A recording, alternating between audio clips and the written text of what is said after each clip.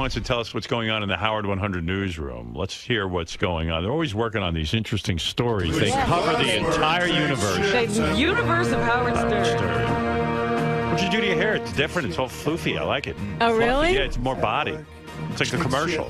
Oh, well, I got it blown out the other day. Yeah, and you didn't wash it, so you're trying to hold on to that. Yeah, women are funny. Women who don't know how to blow out their own hair, which was most women. Right. When they get a blowout, then they see how many days they can go without washing their hair. Yeah. So they won't do anything. They won't exercise. They won't do anything. They don't want their head to sweat. I knew a woman on Long Island. This girl could not fucking blow out her own hair. And she had that frizzy, you know, that frizzy, kinky hair. And so she would, I remember her routine. She got 2 blowouts a week. Wow. Right. She needed one for the weekend and then during the week. Nice. So like, well, this chick had money. Her father had money. So she would have a blowout before the weekend, like Friday afternoon for the big weekend. And then she would only take baths. And she actually gained a lot of weight. She got very heavy because she couldn't exercise. She couldn't exercise with her hair. Well, if you exercise, your hair's going to get all fucked up. And you got to wash it, and then the blowout is gone. Yeah, and they can't blow their own hair. Like, to me, if I couldn't blow out my own hair and that was my style, I would learn how to blow out hair. I would go to a salon, and rather than just always being at the... Because you're crippled. You cannot do anything if you got to go to this blowout with the hair. I would learn how to do it. I'd hire someone and say, listen, you're a professional. Teach me how to... Teach me how to farm and I can feed myself. So this woman would, on Friday, she'd get a blowout. She'd bathe only in the tub on the weekends. And then Monday or Tuesday, I think it was, she could stretch it out till Monday or Tuesday. Because by Monday, that hair was looking a little freaky. Because it starts getting like kind of stringy and sweaty and smelly. Sometimes they even put talcum powder and stuff into their head so that, it's kind of like scrubbing it down. And then on Tuesday, they get the washout and then the blowout, and that carries them through till Friday for the next one. There's something new now.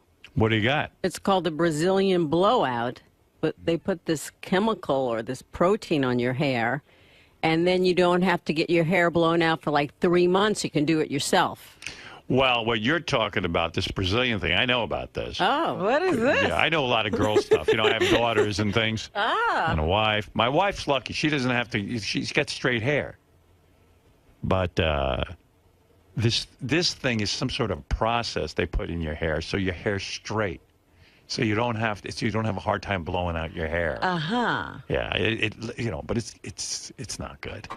You put some fucking weird thing they stick in your hair. Right. And you look retarded. Poor women with their hair. I know. When'd you get the blowout? How many days? What's day are you on? Saturday. See, I know my women.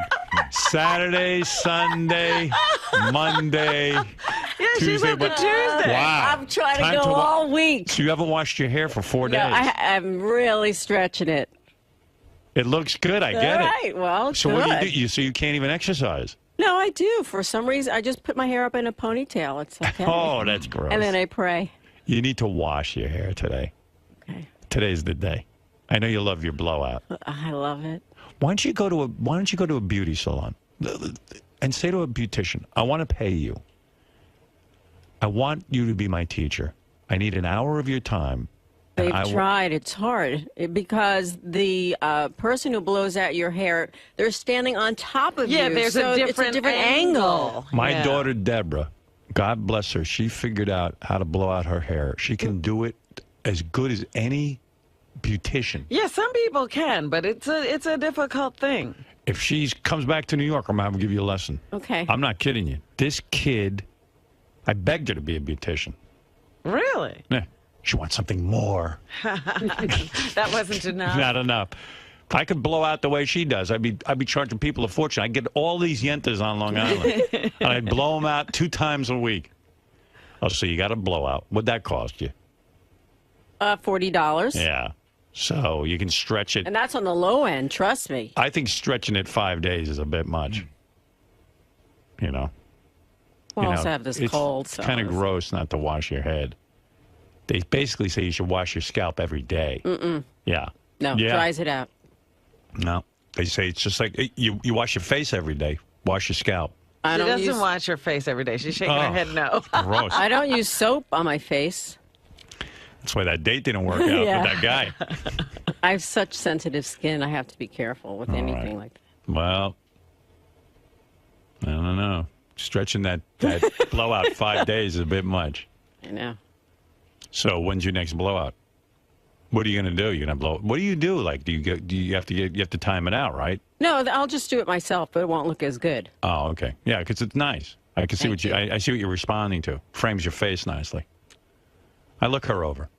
It just, when you put on clothes, it just makes you feel better. Just Right. the best. Yeah, but you can't wash that head, and it gets a little itchy. You want Okay, all right, it's enough. I know. And a smelly. little stinky. Yeah. But you look good. All right. Anything else? Yes, we spoke to the former executive producer for David Letterman, Robert Morton, who talked to us about what's in store for Gary's appearance on The Late Show with David Letterman on October 25th. He admits there have been many guests who come out looking like a deer in headlights, but he says Gary's in the best hands in the business with David, and there's nobody that can make a guest look better than he can. And he says the people at Letterman are fantastic, and if Gary lets them do their jobs, he'll be great on the show. Oh, Gary will let them do their job.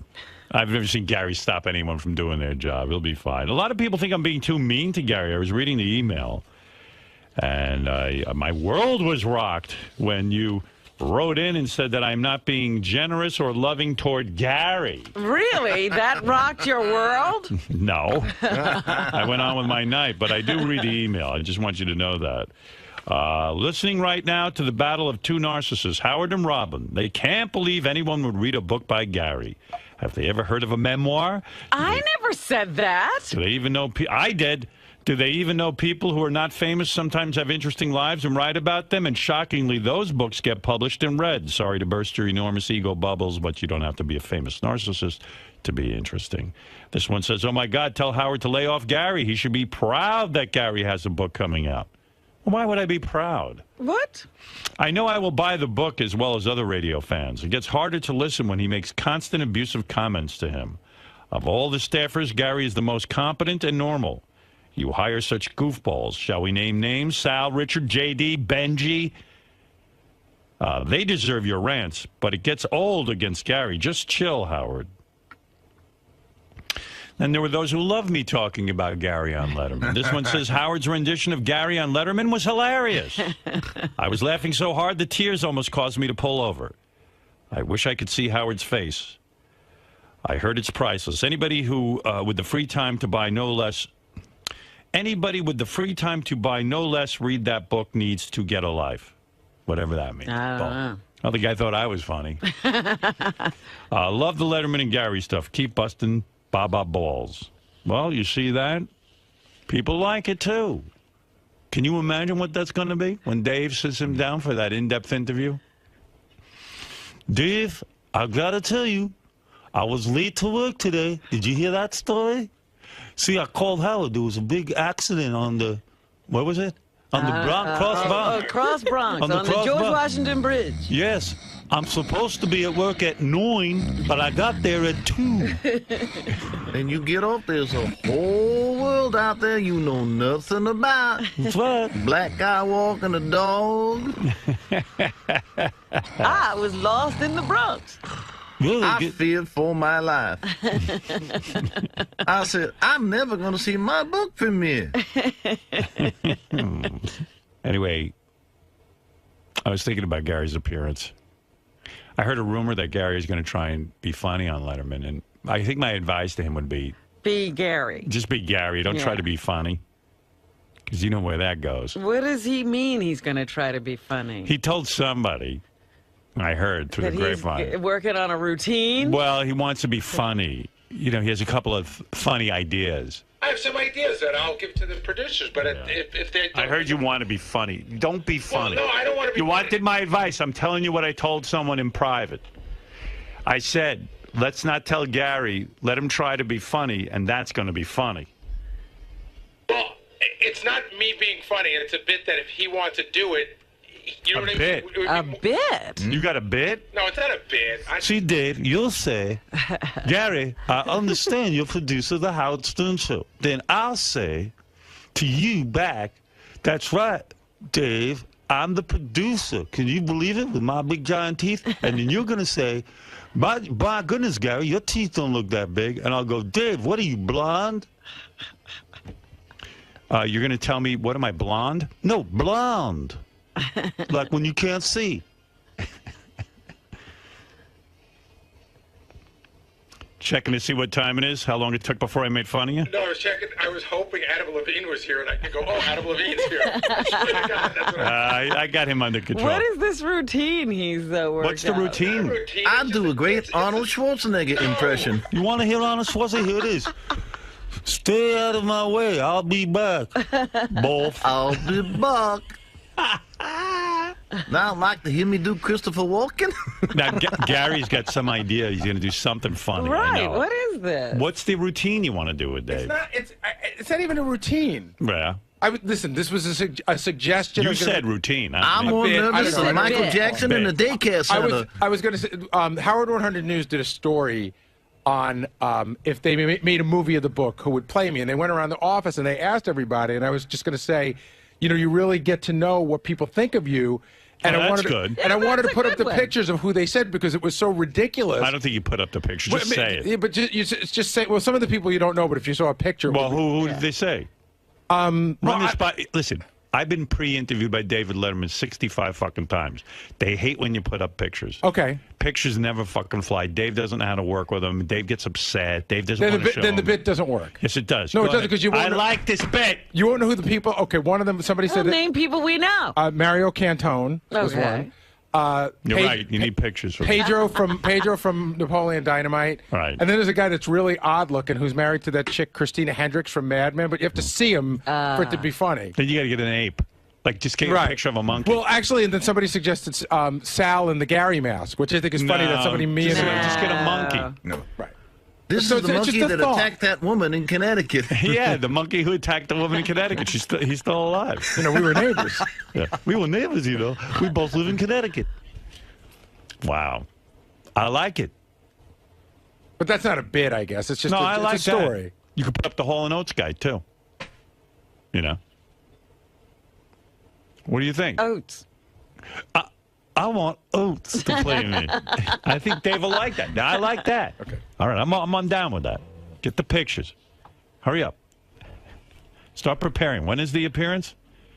October 25th. Yeah, I'm already in front of my TV waiting for that. I would like to You're see. going to sit there until he comes on. That's right. I Don't would wanna like to miss see it. Forrest Whitaker play me in the movie. He's very talented. Yeah. Are you disappointed that you can only set your TiVo 2 weeks in advance? Oh, you know what you ought to get? Like a picture of Jerry Lewis and the Nutty Professor because he has those big fucking teeth. No, but Gary can be funny. Remember when Gary was in Florida on stage? And he did his stand-up? I don't remember that. Sure. Everyone It was remembers. right before I pushed Sal off the stage. Right. I can't say enough good things about this guy. You know him, you love him. He's got the teeth of a fucking monkey. Booey! Started out good. He's yelling. Everyone's all hopped up. How's everybody doing tonight? All right. Here we go. Got the crowd on your side. I got to tell you, we got an interesting group of people here tonight. We got a redneck who doesn't brush his teeth. We got a racist stockbroker. We got an old illiterate man. We got a heroin addict. And we got a Jew. And that's just these guys over here. See? He knows how to take charge on stage. You do the racial minority card. Racial humor and sexual and Italian and Hey, Vinny. slurs like that. are good. Vinny's the late-night liaison to the David Letterman Yes, show. and he said he pitched Gary. Right. I heard that. East Coast. I think it's a horrible idea for him to do any shtick or comedy. Yeah, well, let me tell you something. You haven't heard my Michael Jackson joke. Listen to me. Vinny, Horrible idea. please don't tell him that. I want him going out and doing all these bits. You know, I mean, a lot of people are not going to know. Vinny. I'll whisper. Okay. Vinny. Don't do it. No. Let him do it. Please. It's going to be funny for us. We need the tape. We need to have that look of disgust that Dave's going to have. Can I just say something? Yeah. This is not what I'm doing. These are things that I would talk to a segment producer about. If a segment producer said that doesn't work, then I just scrap it and do what they They're want going to to do. love it, Gary. They're going to love that idea. I love that Vinny calls in as an expert. Vinny has as much to do with the Letterman show as I do. We were debating. You know what they spend all day avoiding Vinny over at the Well, Letterman I show. thought it was interesting because Vinny was in, like in one of the news segments, Vinny said he pitched Gary. Yeah. Did you pitch Gary? Did you I actually? pitch Gary big time. To maybe who? 4 times a year. Could you imagine Dave's face when Gary comes out to do his bit? How did he get on the show? How did he get through security? And then they fire Vinny. Wouldn't it be great after Gary's appearance, Letterman goes, you know what? I listened to that fat fuck Vinny the first time, and look what happened. Fire him during the appearance. Yeah, that'd be funny if Vinny gets fired during Gary's appearance. I'm a casualty from Gary's appearance. I said this on the wrap-up show the other day. One of my biggest fears is that this is somehow not forced upon Dave, but sort of pushed on Dave. And there's Who been would push it on Dave? I don't know, friends, because of Vinny, and I'm friends with Rob. Maybe people say Dave does not buckle. right. No. And my biggest fear is that. Dave it's like 3 in the afternoon. Dave goes, "Who's on today?" And they go, "So and so, so and so." Because you know how you and I have been here, and you go, "How did that fucking happen?" You go, "You agreed to it." You go, "What the fuck was I thinking?" Right. Like that's my worst nightmare. There's a When I lot see some of the people that are sitting on that couch, I go, wow, Gary's going to be there now. I'm having second thoughts. But you've had second thoughts about gas after you booked him, right? Oh, yeah, Gary will come in and he'll go, so-and-so's here next. I go, what the fuck? Right. How'd that happen? How did I approve Well, that? first it starts where you get mad at me. You go, "I didn't approve that," and then like 2 people go, "You did," and It's he goes, impossible. And then you go, "I can't believe I fucking approved that." Gary, what other ideas did you have? A story about when I was working with Howard at NBC and some involvement I had with Dave and his organization. That's good. Like I'll tell them, and if they think it's a funny story, I'll tell it, and if not, I won't. But it's not a bit. And so you got no prepared bits other than the photo stuff or anything else like that? That's it. Yeah. Vinny thinks you shouldn't prepare bits. I want you to go out with But again, you tell a producer something just like here. Somebody called me and I say I don't think that works. That's a good story when you used to steal guests from the Yes. Letterman show. Yeah. Well, there's a better part to that story, and I don't want to save it for the show. But I used to steal gas, and then I got called up to the main offices. Right. Gary got in trouble. I Right. heard the other side of that story, actually, the other day from the person. She still works there. Does she? Yeah. Oh. I thought they were calling Howard. I thought they were calling to give me a job. I really did. I thought they had seen how good I was doing, and I got up there. They shut the door, and it was like the fucking Gestapo. Howard, weren't they doing like a bit where they were picking up the NBC hotline, the complaint line, not even knowing people were going to be calling to complain about you because your show was on at the same time? Yeah, but Where's that Vinny, has the nothing. dog But that has pound? nothing to do with No, it. I'm just saying, no, I'm talking about Howard now. That's more interesting. Howard, like, that was a bit on the show. Let's listen to the NBC hotline. And then Dave found out about you through people just calling in and complaining about your show. Right. All right. Hey, Vin, I got to go. You're off topic. Thank you. bye. Right. That veered way to the left. Yeah, Ralph. Dude, you ruined it. I thought we weren't going to say anything. Gary was going to go out and try and be funny. I was But I wasn't. I'm going to talk. You have some ideas. Listen, if they call you and say, you have any stories, I would have told those stories. I would have said those don't work, and then we move ahead.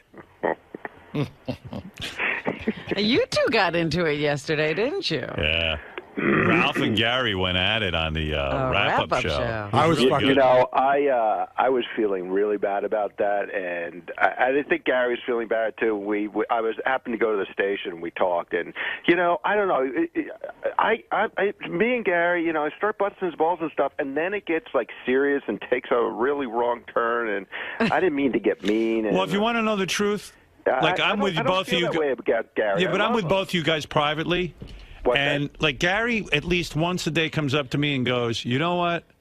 I don't hate Ralph or anything, but that fucking Ralph." And then he goes into a thing about you. Well, he gets under my skin for certain And things. then when I'm alone with Ralph, he starts goofing on Gary too. And I mean, So the they're two both of them guilty. they're both guilty. They both dislike each other, but they don't want to face it. And you know what I thought was funny because Gary's talking about how Ralph has your ear, but he has your ear too. Ralph sees me once a week for an hour at the Right. most. Yeah. Gary has my ear every day. And I hear a lot more about Ralph than I do about Gary. I don't know about that, but I'll tell you what Gary is so paranoid that Ralph, when he gets a hold of me, fills my head up. I am. Ralph and I talked about that. I mean, I'll admit, for at least a half hour out of the hour, we sit there and do the Gary impression. I told Ralph yesterday, we sat down and we... As soon as, like, I'm waiting there for you to get there, I'm doing my thing, you come in, and it's immediate. It's And like, I go, oh, Wolf. I walk in, I see Ralph, I go, hello, Wolf. How are you? What's happening? My life's annoying today. Like, Howard, like, Ralph and I made up yesterday, but we sat down and we went over all this, and I said, in my mind, there's like a little couch in your room, and Ralph's sitting there with a book, and you sit down and you go, Ralph goes, this one's an asshole, this one's an asshole, look at this guy. Like, but No, I know it's not like Hey, that. Howard, Yeah. I'm actually working on that book. Can you write a forward for it? No. Yeah, here's Ralph. In case you missed it yesterday, here's Ralph and Gary going at it on the wrap-up show. I was very Oh, amused. a lot of name calling. Yeah, I liked it. A lot of shithead stuff, all kinds of things. Asshole. Gary started cursing it. He started it. Gary, I did. Gary was really angry. I went from 0 to 60, no doubt. Here we go. And for your listening pleasure, what happened on the wrap-up show? Who did you get to do the red carpet Emmy stuff? Julie. Okay. You also could have called me back and told me. I said I'd call you back. I said, if we're interested, we'll let you know. And then we weren't, and I didn't. Okay. You know what? I got to tell you, that's good producing. You know, I'm trying to help you out. Should I have called you back and go, gee, Ralph, we decided not to use you, but thank you. Yeah. That's what I would have done. That's what I think a good Who knows what you would do? You never held a job. Right. But you say that, too, and that's so not true. Well, you never held a job like this job. You just blurt stupid things out. So do you. Well, no, I can back my things up. You said that you said I never held hold a on, job. hey, That's just- why you you said on say that? Superfan Roundtable the other night that all I do is sleep on the job all the time. Well, you just blurt dumb shit out too, fuckhead. I don't think that. You think I sleep all the time? There's videos of you sleeping. No, on there's the not job. videos of me sleeping. There's one moment, fuckhead. And fuckhead, that was also. Also what? You also closed the door. You put your feet up. It wasn't like you nodded off. You like. I didn't. First of all, I didn't You put did everything but put a blanket out. Okay, but Ralph, that's one time. You said you have many videos of me. I'm fine. No. Yes, you did. You just 2 seconds ago said there's videos of Gary. Yeah. Well, where are they? And Doug and Scott again, you wouldn't know. You've never had. You haven't had to be at a job since you were in that fucking parking tent where we found you, and the good graces of us gave you a job that you fucked up at Channel 9, and we continue to pay you. Sporkle, Scrabble, whatever the fuck you're wasting time with. Right. So funny. Oh, I'm horrible. Yeah, I mean, and by the way, it wasn't a parking tent; it was a parking booth. He was in a booth with a gate. He was the guy at the gate, like you hit the button. You mean the gate he'd raise the gate? Yeah. Oh my. Right, you had a button. That would have been too much work.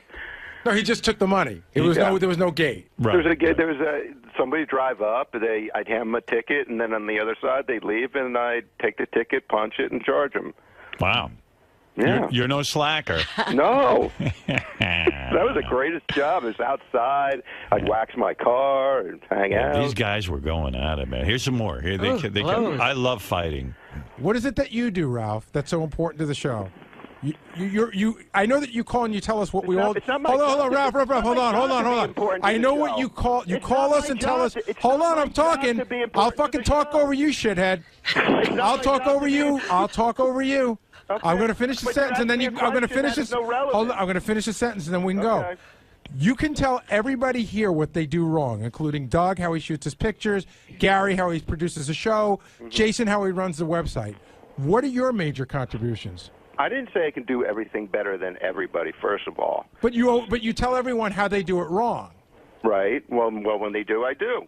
So which is often. What's your point, though? I think I just made it. You feel that you can outproduce the show, can be a better photographer than Doug, can do better on the website. These are all things that you can do better than everybody. But why would we know that based on your track record? First of all, I didn't say that I could be a better photographer than Doug. You did say you could be a better producer. I said those were crappy pictures. You did say you could be a better. Well, that would insinuate. You just rattle off stuff and then pick and choose. Hold on, Ralph. To anybody who heard that, it would sound. Back to your first point. Let me finish now. Hold hold on. Point is like, what is my contribution to the show? I don't work for the show. I work for Howard TV, and I dress Howard. Yeah, but we're going to let you on. You're going to critique it. All the other stuff I do is just is extra. You're too good to us. It's just icing on the cake. All that free stuff you give us, you're too good to us to give us all the free advice. I know. You know what? You should bill us. A wrap-up show. You should bill us for all the contributions you made to the show. I should, and you should thank me once in a while. And then it went on even more. They weren't done with each other, these two. Do you think Gary is a good producer? For the Howard Stern show, yes. So do you? By the way, I should give that tape to Dave of Gary sleeping on the yeah. That'd be funny. Yeah. I'll say, hey, Dave, here's Gary working. How's he going to show the pitch and the sleeping all in the same segment? You could do. You know what? You could and be the whole apology hour. tape. If Dave plays it right, he doesn't need a first. Yeah, guest. He just needs tape. If you give him the apology, the pitch, and you sleeping in the office, I think the guy could have an hour with you. Certainly. Can you throw in some an assortment of monkey suit appearances as well? I think if Howard calls it quits, Gary won't be able to produce any other type of show. I don't know. I'm not going to be like Gary and throw a lot of hypotheticals in there because it would depend on the person and the situation. I don't think he could go in and produce the Letterman show, but maybe somebody's going to similar show to Howard or something, and he could produce that. I mean, obviously Howard wouldn't have him there for how many years, Gary? 26. 26 years if he was a shitty producer. Well, but the point is, Ralph, you're just sensitive. No, Ralph. The point is, you're overly sensitive. I know what Howard thinks of me, and that's not an issue. We talk off the air. I know what he thinks of me. But when I hear you on Superfan Roundtable, just fucking coming at me from God knows the left side and blindsiding me. Honestly, I was a little. I don't know. Can you be honest? I was a little pissed off with you. I heard some things you said about me off the air. Like what? I'm not going to repeat them. Repeat them. You repeat them. You repeat them, and I'll tell you if I said them or not. No, because the person who told me, I'm not going to quote unquote out them, and that's it. Because I don't think there's a thing that's been said off the air that I wouldn't say to your face. All right. Well, anyway. And I don't know if what you heard is true. Well, but I would tell you. You know, things when they're said off the air are a little even different than they are on the air, but. No, I don't know, but if you can't hold me responsible for something that you heard I said when I'm giving you the opportunity for me to tell you if I said them. Yeah, but I'm not. What's going on here? You're saying that I'm not going to say who it was and what it was. That's all. Right, but you don't even know. I'm just saying I was already a little annoyed. But you don't even know if it's true or not. What line is Ralph on? How do you know? I do, because I'm smart. You're not that smart. You're 10 points lighter. What line is Ralph on? I just put him on hold. Oh, he's not on the phone. I hung up on him by accident. But so Ralph and I talked yesterday, and he told me... Call back, Ralph. He told me what was said. And, something I said during a break in the wrap-up show. Yeah. And it was something that I would have said to his face. I joked around... so Ralph is implying that he has a mole here at the station. He does. He does. Yeah, somebody's... So when you say something off the air, he gets word. Almost immediately, by the way. That's helpful, isn't it? Yeah, it's very helpful. Ralph, you have a mole? No, I have a berry. Right. Come on, you have a mole? Yes, I have people who report to me. I can't imagine what sort of Who a do you lowlife... think it is, Gary? It'd have to be I mean, who would pick up a phone and call Ralph and say, do you know that Gary says this about you? I mean, what kind of a lowlife? Do you have a suspicion who the mole is? Yeah. You do? I know who the lowlife is. Oh, really? I'll smoke his ass out. Who is it? He'll be in here. He'll come in. He knows who Sal? he is. No. Jason? No. Jason. Yeah? Jason. And can I tell you what it was that I said? I joked around. Ralph was on the phone, and we were talking about the work we do, and I go, oh, there's a guy on line 10 who wants to tell me who to do my job who's never held a job. And so, I would say that to Ralph's face. Ralph said it was a little bit more cutting off the air, which I agree. Oh, here's the mole. Oh, DePace. My friend. Here. First of all, I'm not a mole. What I said was exactly what you said in the same segment, that he's never held a job in his life. Hold on. That was it. You told him that I said it off the air. I was talking to Ralph, and he said that I tried to call in to agree with you about the 𝗫𝗫 getting here at 5:30 and how Gary doesn't manage. And then I said, yeah, it's funny they didn't take your call. Right after the thing hung up, I said, yeah, why didn't you take Ralph's call that agreed with me? And Gary said That's coming from a guy who's never held a job in his life. So that's a mole, asshole. You're That's a not fucking mole. gossip washerwoman. You said it all the time. It's like not even a big deal. That's crazy. Scott, you literally called him to tell him what I said. I did that, you jerk off. I called to talk to him about whatever. Scott. Yeah. You're a mole. No, I'm not a mole. Gary said something off the Well, then air. Gary's talking behind people's backs. What the hell is he? Wait a second. It's like if we were all You in little here, deflecting hairless bitch. and I, You cocksucker. Look, he just turned to deflector. It's my fault You're for saying deflecting. You're the one who just said he's never held a Scott, job in his life. if You're you- deflecting to if say we're- I'm the problem? If we're in here and we're having a meeting, Yeah. let's say, and Gary brings up a name as a guest, and I go, I don't want that guy. It wasn't that funny. If you pick up the phone and call him and tell him I that's said he a wasn't horrible that funny. analogy. That's not the same thing. It at all. is. This was Gary talking during Isn't a it the break. same thing, Robin? Well, this is again, we're right back where we were when he wouldn't apologize for. Oh my God, you guys are idiots! You're all doesn't get stupid. anything. You're going to say that I'm wrong here? If we all work together, and Gary says something off the air about Ralph, and you pick up the phone and call Ralph and tell him what That's what not Gary exactly what happened. Okay, he picked up the phone and Ralph called and I you. were talking about whatever, You're a and then mole. that just came up. A little bit, you're a mole. And besides, if you listen to the first clip again, Gary said the same thing on That's the not air. the point. Ralph we got know upset that. about the off-air comment, Because and you're he in- only knew about that because of you. Well, you know what? Then Gary, don't talk behind people's backs. Well, you too. Why don't I just talk about all the shit you say in the control room but behind everybody's back, including somebody you're looking right in the eye sometimes? Who's that? He says everything about everybody. Listen, you Go talk ahead. about this, you talk about people's angles and blah, blah, blah, blah, blah. So if nothing's a secret, then why are we all working together? That would be anarchy. What's he saying about 𝗻𝗁𝗲? Go ahead. Oh, I think she looks good. Oh my God, he laughs at her. blow-headed does, jaw. He laughs at 𝗻𝗁𝗲. Did you just laugh uncontrollably? I did. I was making fun that she found it so funny that she hasn't washed her hair since Sunday. He was laughing like She a, like laughed an, uncontrollably. I mimicked that. Big fucking The deal. point is, if Gary says something about Ralph, in a room, and you pick up the. Granted, maybe Gary shouldn't have such loose lips. He's got giant rubbery lips. But the point is, if you pick up the phone and call Ralph to tattletale, that's not exactly what happened. You're a mole. No, he's actually a rat. You're saying it wrong. That's a mole. What happened was that's not a Ralph rat. and I were having a mole- discussion. If Ralph asked him to feed him information, then he's a mole. But since he kind of did it unsolicited, he's a rat. I'll mole on Gary any day I want. I know. Listen. You know what, Howard? Honestly, Scott and I were talking probably for like 15, 20 minutes, and he just mentioned it in passing. He didn't call me. But mentioning it is in passing or otherwise is sort of like, listen, Ralph, there's things that are probably said behind my back that people don't tell me, and there's things that are said behind your back that I don't tell you because it just creates chaos. What happened yesterday? Ralph Yeah, came God, in. you wouldn't want chaos around the Howard Stern show. Well, you know what I mean. Ralph came in and apologized to I you? know. I called Ralph. Yeah. I called him as soon as I got off the air, and I said, because I knew he was on his way here. Right. And I said, hey, man, do me a favor. As soon as you get in, stop by my office. So as soon as he sat down, I said, I said the first thing, I said, we're degenerating into a weird place that I don't really want to go to because I'm not that mad at you. And he goes, oh, my God, I feel the same way. And then it was just like. Did you guys blow each other after this No, conversation? but it was sort of hugged, cool. we kissed. We sort of felt exactly the same way. Right. And we didn't know how it got to that place. And we. So now you're friends again? Yeah, we're always friends. You guys really don't like each other. The thing is, the show really brings the worst out in me sometimes. It's Wow. encouraging. There are things you don't like about Gary. But that's okay. There's things that people don't like about everybody. But it's not like I hate Gary. I do like Gary. It comes off that way a little bit.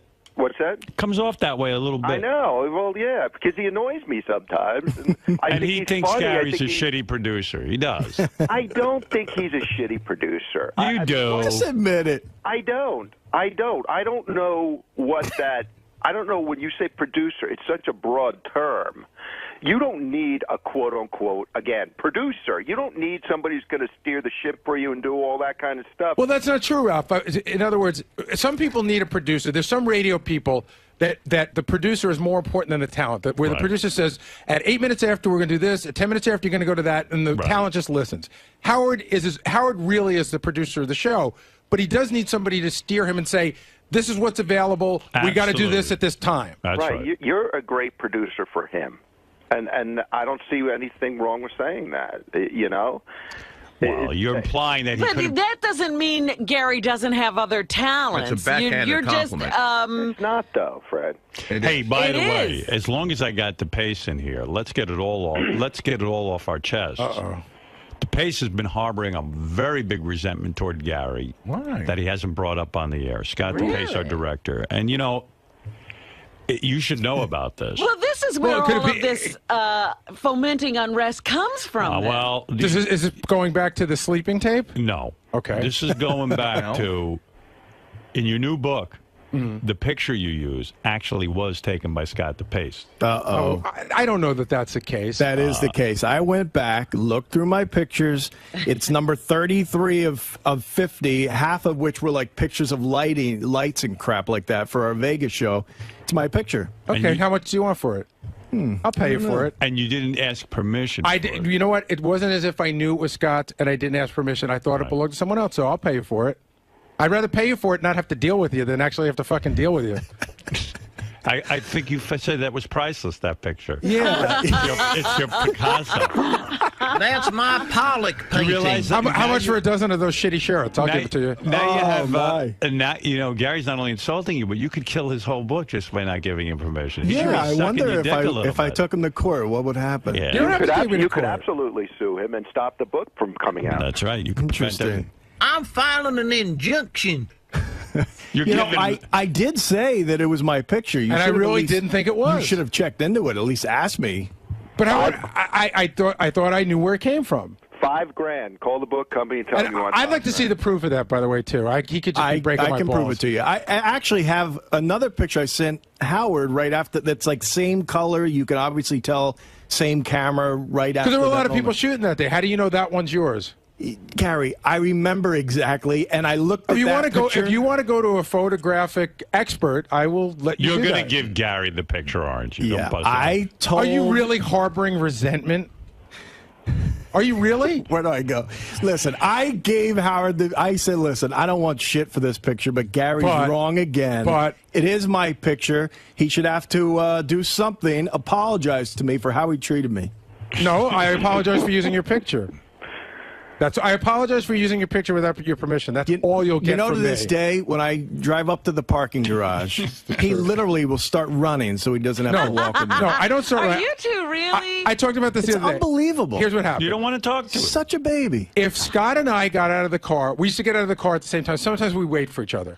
Now I don't wait for him. If we got out of the car at the same time, we'd walk together. The other but I'm day, not looking he to literally was 20 feet in front of me. That's not true. Yes. Well, it might have been. But why would I wait for you? But Scott, he is so angry with you, and you still don't understand why. No. Because he made a deal with you that you would not use pictures of him. Yeah, and I've explained video of him. And I've explained that I had And a he little to trusted do you. with that. Well, you had everything to do with it. No, I didn't. Not, Of course you did. Not with getting that tape And to you. so did no. I, and so did Doug. The three of us are guilty, and accept your guilt. And you especially had to deal with Gary. Right, you probably have the most guilt because you had the conversation with me. But we're going in a circuitous conversation because he'll just again tell you how it's not his fault. Right. But yeah, do I harbor resentment? Absolutely. Do I want to hang out?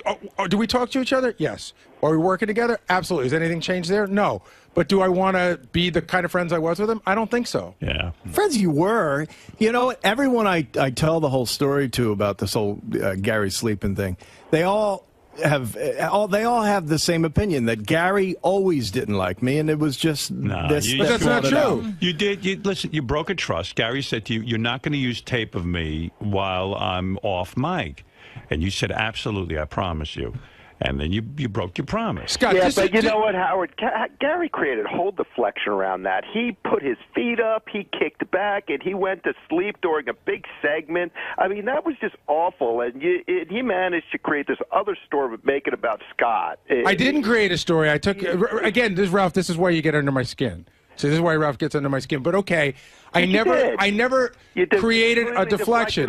They made fun of me like they still make fun of me. It's in every fucking joke. It's in songs. Every time I hear it, I cringe. It fucking bothers me. Right. Okay. So I dealt with it. But this thing with Scott is real. And if it would have happened to you, Ralph, you'd be just as pissed. If somebody fucked you over like that, you'd be just as angry. But he's right. You did. You Hold put on, your, wait a minute. I didn't answer. I'm not up. talking to you. I'm your talking to feet up. Ralph. I've already dealt with you. Ralph, if somebody fucked you over like that, how would you feel? I said at the time, I'd be so pissed off. I don't like people when they record me when I don't know it, and that's a total invasion of privacy. Right. But I also would never allow a camera in my office or in my house, and then if I was going to go to sleep, I would certainly throw something over it and cover it. I mean, you're sleeping on camera. You got to take responsibility for what you did. I have taken responsibility for what I did. And even that Why were you so tired that day? I forget. I ate 7 black and white cookies. He's probably writing his book all night. Yeah, right. He was up writing his book. Nobody's going to read your book, Baldy. He was up stealing your pictures. That's it. I'm not giving you my picture. Take that back and apologize to me right now, or I'm not giving you the picture. Fuck you. All right, you're not getting it. You're taking away the rights to your picture? Right. Sue me. Sue me. Okay, we'll be at court then. Who's your book company? Simon & Schuster. All right. Hope they have deep pockets. It'll be Simon, Schuster, and DePace when I'm through. You should have a lawyer. Call over to them today, Scott. You'd have to pay for one. He didn't like doing that. One last thing about this mole comment. I called Ralph yesterday after the show and said, listen, if that was me that you're talking about, because I didn't know, by absolutely go ahead and say that I said that, because I don't hide behind those comments. You know what? I would have said who it was, but quite frankly, I forgot. I didn't even remember who it was. Well, anyway, there's obviously a lot of bitterness that Gary in the morning avoids you and walks. Well, he does the same thing. Listen, even when we were alleged friends, he gets out of like Scott's very odd. Even when we were like buddies, if he gets out of the car 2 minutes before me, he just walks. He just wants to do what he wants. So it's not like we're a couple who walk to work together. You're crazy. Who do you like better, me or Scott? Everybody, Brian, me, and Sal, we would have these walks with Gary where Gary would just take over the whole friggin' conversation. And suddenly you're not even there. He's just yap. In my world, you're not there anymore. You're invisible, except for that fucking shining light on your head. Gary tends to dominate the conversation, I guess. Oh, my God. Oh, my God. Hey, what happened? The guys would be walking to work and Gary was the only one allowed to talk? Yeah, and we would all sit there and look at each other and go, Jesus, he doesn't shut up. You know what? He's being... Hey, guys, is that true? That's absolutely true. Really? Sal and Phelan will back me up, unless they're pussies. You know, this feud has actually gotten, it's gotten so sad that I had Gary out to my house this summer with his wife, and I said, Beth said to me, gee, maybe it'd be nice to have another couple or something. I said, I'm dying to get... I'd forgotten you guys were having a feud. I said, gee, I like socializing with Scott DePace. And his lovely wife, Pam. And his wife, Pam. I like them. Fantastic lady. Yeah. And I said, and Gary... And I went, oh, no, Gary's at war with Scott. So I never called you. But listen, I didn't tell you to do that. And everyone has... No, you didn't. And everyone has... you got to consider, you were coming over. I'm not going to have Scott over when you're over. But you know what? Everyone has a circle of friends where everyone doesn't get along. You would have thought you would have thought that was really weird out of all the people if I invite Scott DePace. You really... Oh, sure. It would have seemed like you were breaking my balls. Right. And I didn't want to do that. I really slipped my mind. I thought, we all like each other. We'll have fun together. We'll have a good time. And it actually was for when you had all the guys out, I think. And Scott, I think, holds me. He's not mad at me, but he's mad at the situation. He wishes he would have been invited. I knew not to have. Of course, that's and I love twice Scott. You blocked and him, you bro. did say you would have another one, and I would be invited. I know. I do have to do it. But I love Scott. I do. I love Scott. I love working with the guy, and I love you, obviously. And I want to just... I'll socialize with you. I got to go on record as saying, just because I vehemently disagreed with your politics doesn't mean I didn't like you before. Now you just don't like him. It had now everything... right, because now I don't trust him. Even about he can't be trusted. Baseball. And I got to tell you, the mole thing just adds to that. Right. It was... I can only... Listen... I'm only being bad or a mole if I think I'm being a mole. No, I was just having a conversation, and I happen to say something that I've heard Gary say 1,000 times. If I said something around here in private with you in the room because I trust you and I know you and you're one of my guys, you're bro, suddenly if you pick up the phone and tell Ralph, hey, you know what Howard said today in the meeting? But you're painting a different picture than what happened. That's not what happened. But you know what? Anybody would have handed that tape over to Gary. I'm sorry. No, and I'm glad he did. Yeah. I'm so confused. You're not a mole. You're a washerwoman. What does that mean? Like a gossip, like a gossipy girl. Right. and you're sleepy. I mean, what the fuck? Wow, that hurt. Ooh, ouch. You know, if I ever were going to fall asleep at work, I certainly wouldn't put my feet up and just kick back the way he did. Like, I don't fucking No, you don't care. fall asleep. You just leave early to play golf. He didn't care what was going on this show. Don't He miss it. just said, fuck it. Don't miss a tea time. Well, that is right. true. It was nap Wolf, time. I don't care if you need me. I got to go to sleep. You know, you can accidentally fall asleep maybe where your head leans back and but man, that was just fucking Flagrant violation. What? Fuck him. Fuck him. Fuck him. Fuck him in his picture. I'll fucking, you know what? I'll get every book and rip the fucking page out. All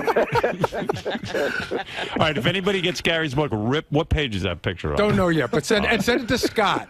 I'd love to have his fucking mailbox You overflowing can with have his... all his pictures back. All right, listen, I'm trying to think, how can maybe I could give the picture out or something or ruin it somehow.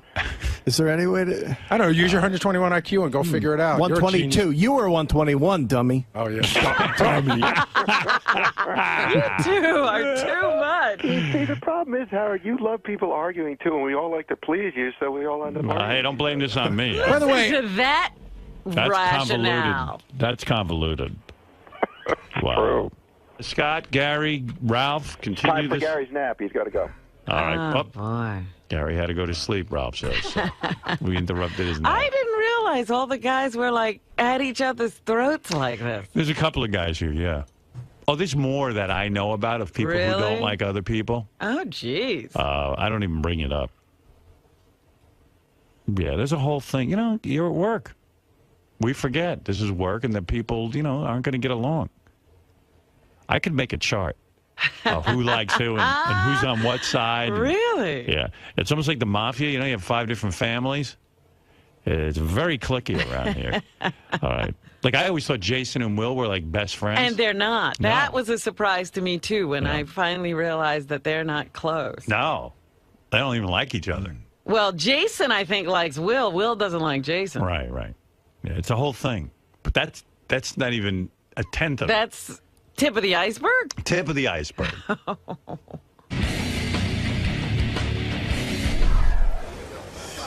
There's the mole.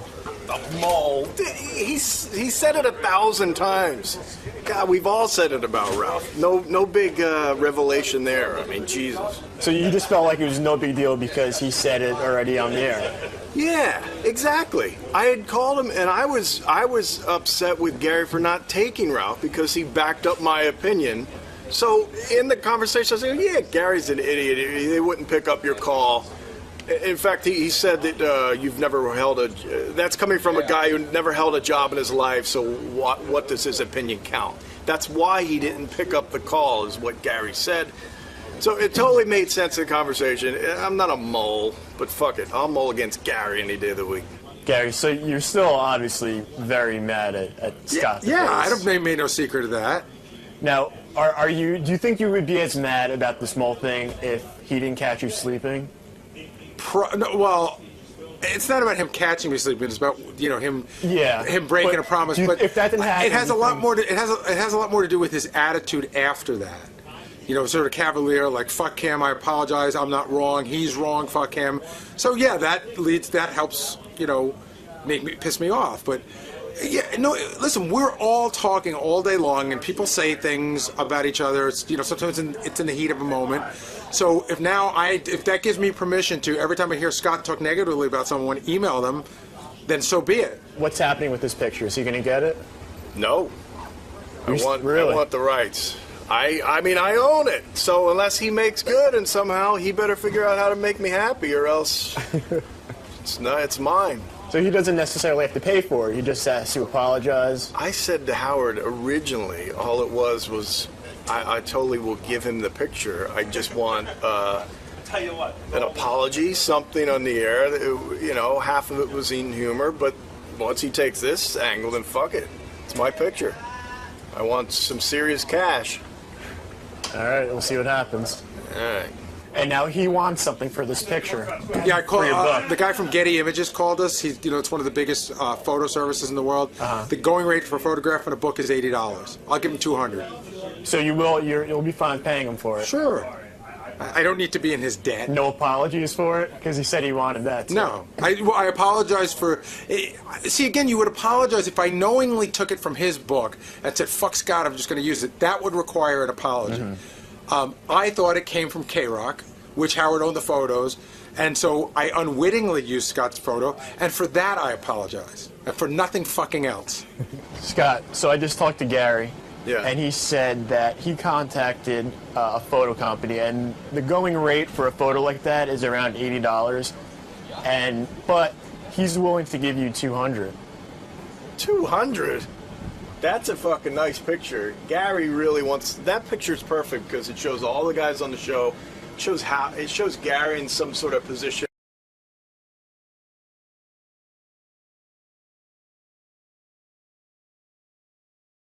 I bet that's a special. It's not about not hiring somebody. It's about hiring somebody that may not be qualified. That's the road. In your opinion. And this is well, my opinion is fucking 35 years of engineering. That's my opinion. You don't have any fucking engineering experience, How do you know? Okay? How do you know what my resume is? Tim, tell me, how do you know my resume now? You've been a program director how long? Many years. I know you've been in radio what else have I done? a long time. On the air. What else have I done? Worked in engineering. What else have I done? Okay. All right, fine.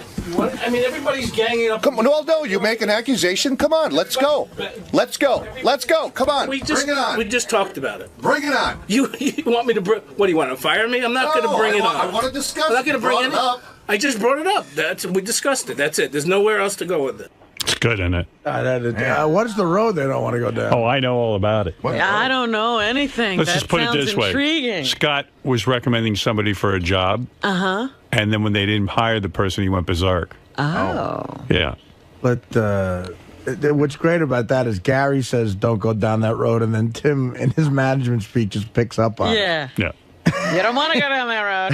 The line was, John goes, we do want to go down that road. Tim goes, no, that's a special. Yeah, that is a special. Scott, do you feel like your expertise is being ignored? A lot of times, yes. Yeah, a lot of times, yeah. Things are done without consult. I can't give an example right now without give me an example. A lot of I'd things love are to done without even talking to me. I don't have it in my head right now. Give me the example. I don't have it, I said. Well, take a week then and give them to me. It goes in my head and it goes down, all right? You don't want to fucking deal with me? Then fine. I don't catalog it in my head. I don't want to fight with him. But if you want to do it, you're the boss. If you want to do it that way, okay. I'm not going to fight with you about it. Just let it go. What has gone wrong as a result of the decisions that were made? I told you, it's not in my head right now that I would, could repeat to you. Can I jump in for a second? Because I think there's a lot of shit that goes in and out of my head. Like, all right, you don't want to do it that way, fine. He's the world's worst arguer. Oh, yes. Scott the engineer, well, okay, give us an example of what went wrong as a result of the person I hired. I don't know. I don't know what you're talking about. Or like saying something when you don't have all the facts. Yeah. Like, hey, do you have any engineering experience? Yeah, I do. All right. Oh, well. Yeah. Typical rookie lawyer mistake. He goes, what's my resume? And he's like, how long you been a program director? I will get, I don't know what Scott's expertise, though, is. Even the super fan trivia was all messed up. But everybody says to me who knows radio, I guess, says Scott is an extraordinary engineer. I mean, that's what I've heard. I'll tell you what, he's a good bowling commentator. He's great on the Bowling Beauty show. When I argue, it's like taking a test. Yeah, you're the worst. You know how you freeze You're a up? bad arguer. I'm very bad. I know that. The one mistake, you went off the topic. The topic. And started something else, and that's when you and you had nothing really, to back it up. No. You got your ass in a jam. In a debate bracket, you'd be like the team playing Duke in the first round. Awful. You're angry with Tim because you had recommended someone for a job. You That's made what a I bad heard. pass. And that you recommend someone for a job, and he decided not to take that person, and now you feel all hurt and shit. Well, no, it goes a little further than that. Go ahead. It's just. I don't want to get into it. I don't want to, fight with him about it. And he did what he had to do. And that's you know, that's I'll the way give it you a is. legitimate bitch Scott has. And I'm serious about this. The only guy not to get an iPod.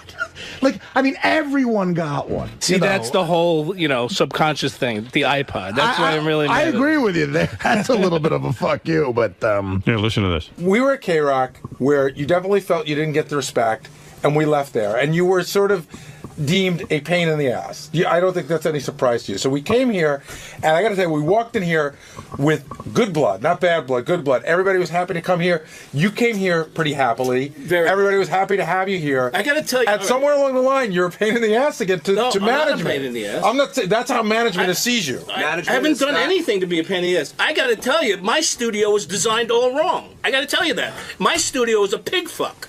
It was designed. They came to K-Rock, and I said, this is what I need. It wouldn't cost them any more money. It wasn't any different. They got me a wrong board, and you saw it. They had an add a board. It's a pig fuck. There's two boards connected together. It's not the right equipment. But have I fucking been a pain in the ass about that? I worked with you every inch of the way. We've tried, but the equipment that I have worked together. The equipment, no. And we've gone to the a couple of times to see if we could upgrade what I have in that studio. But they didn't get me the right equipment. We tried to get the right equipment, and it was shot down by the budget. So have I complained about it? Yes. Have you been able to do the job that you need to do on the equipment that you have?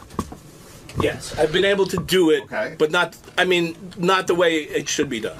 Right. Okay, but you've been able to turn out the products that you need to turn out. And that's all that management cares about. They don't care if we have the right equipment. I mean, also there's you know, there's only so much that I can do because I'm limited by budget. As you have a household budget, you only can spend so much. I'd like to go out and buy a Ferrari every day. I can't do that. If it's done right from step one, then none of this would have happened. Well, I wasn't involved in that process. That's not an excuse. I explained to I've been trying to be a solution to the problem and helping you. I got you the outside board that you wanted for the control room. Correct? Correct. All right. When the headphones are needed, have we gotten those? Correct. Have we, you know, broken. I mean, have we gotten the system set up to transfer the digital stuff? Correct. Okay. What else? I mean, I've tried everything I can. Everything that you've come to me and we talked about, I've tried to create solutions to the problems. And there are certain things that are out of my power or out of my budget that I just can't do. And I tell you what I can and can't do. Again, they haven't bitched about anything really. To go to a larger issue, and again, I'm not taking sides here. I will tell you that I'm in between. I don't know where I've been a pain in the ass. I'm in between both of you. No, you're not Tim's a hard guy to irritate. One thing, and you have irritated. I know what the thing is. That was a pain in the ass on. I apologized to him, and then we moved on. You are a pain in the ass. Yeah. You really are. Why? Because you always have something going on. Because I want the right equipment. That's being a pain in the ass. I don't know. It's just everybody always ends up hating. That's for the show. Doesn't Mel hate you? That's for the show. Mel hates him? I think Mel hates Let's Scott. not bring up the Mel thing. Does Mel hate you? Mel's hard to figure out. I don't think he hates me, but you know, everyone hates you. It was funny when Tom came up a couple of weeks ago. Yeah. And Mel and Tom were in the hall, and I walked by, and Mel goes, "Here's Tom. You know Tom. Remember Tom? He's the guy that fucked you." I'm like, okay. Well, listen, there you go. He wasn't That's the only funny. one that fucked me. What's up? Yeah, Mel wasn't fond of him when we left the other station. Right. What happened was, Scott used to do overtime for us, and he started complaining. And he was making, good money doing overtime, but he was complaining about something. So Mel said, no overtime for Scott ever. And we got to a point where we really needed him, and it was no overtime for Scott specifically ever again. Well, the problem at that point was there was just so. It's always a problem. But you're the only person that I know that Mel's made an edict just for one person. It was just he loves Didn't me. Scott He loves ask me. for like $1 million when he first came to Sirius? I did. Yeah. He asked for $1 million. It was something crazy. Yeah. It was $1 million. He did. He asked for $1 million. Who would fucking believe that I wanted $1 million anyway? Oh no, you asked for $1 million. You did. No, I did, but who would believe I would be serious about? But people think you're nuts. Then why would you ask for it? Right. Who else? When we all were talking salary, who else joked besides Were you? you looking for a 15-year deal or something? I don't know. $1 million year deal. That's right, $1 million year deal. Guys, is everything okay now? Everything's good. Everything's good. No problem. It's made by man. It's made by man. We can solve it by man. I kissed his ass again. Don't worry about it. Scott, where does this come from, though? I mean, why continue to get this angry? I'm not angry. Believe me, everything's not good. What? What does that mean? Is this just a ploy by you to appease management, or is this why you're coming back around on this issue? I'm fine. I don't know what the fucking problem is. Well, you get angry. I didn't come back around on any issue. You said your piece, and now you're okay. Yeah, it's usually what I do. So everything's fine. There's no pent up animosity, nothing. No, it's all about the iPod. All right. I see you've moved on. Yeah, it's no fucking big deal. You know? When people push me, though, that's when it becomes a big deal. I said it wasn't a big deal. No, I want to know. I want to know. I want to know. Like, no, it's fine. It's over. No, I want to know. So I'll back off. I don't want you to pull back off. Don't push me. I see what you've done to Ganji. That's right. The cameramen are screw up. You got it, Howard. I mean, no, I'm just kidding. And you, I have an issue with you too. Now I can move fast. The fastest I've ever seen Scott.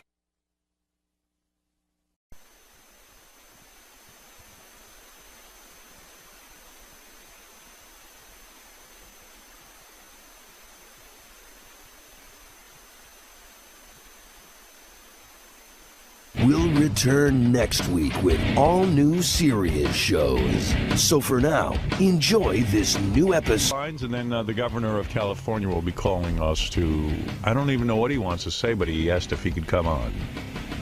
Arnold Schwarzenegger, governor of California. Lisa G. in a summer dress today. I Lisa, know, thank God it's 80 degrees. And what is going to happen now that it's 80 degrees? I mean, Dresses, sandals.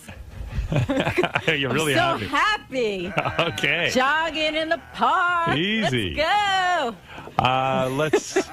Wow. Somebody hose her down. I'm so happy it's warm. You love it. You love it. All Don't right. you? Come on. Go, please. Are you kidding? I almost went outside yesterday. It was so warm.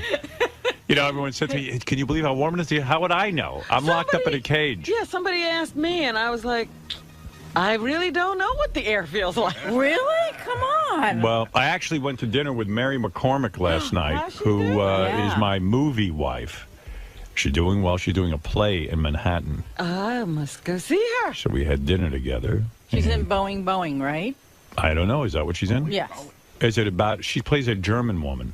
Yeah, I think it's a guy who dates 3 women or stewardesses at the same time. I believe that's the plot. She didn't tell me a thing about it, and I Really? didn't ask. No, I don't ask. I don't want to know. You don't want to know what she's doing. I told her I hate plays. Oh, geez. She goes, well, you're going to come and support me on the opening, right? I go, what night is it? She goes, a Wednesday night. I go, I ain't going. I got to work the next day. She goes, it's 7 o'clock, for God's sake. I said, yeah, when's it over?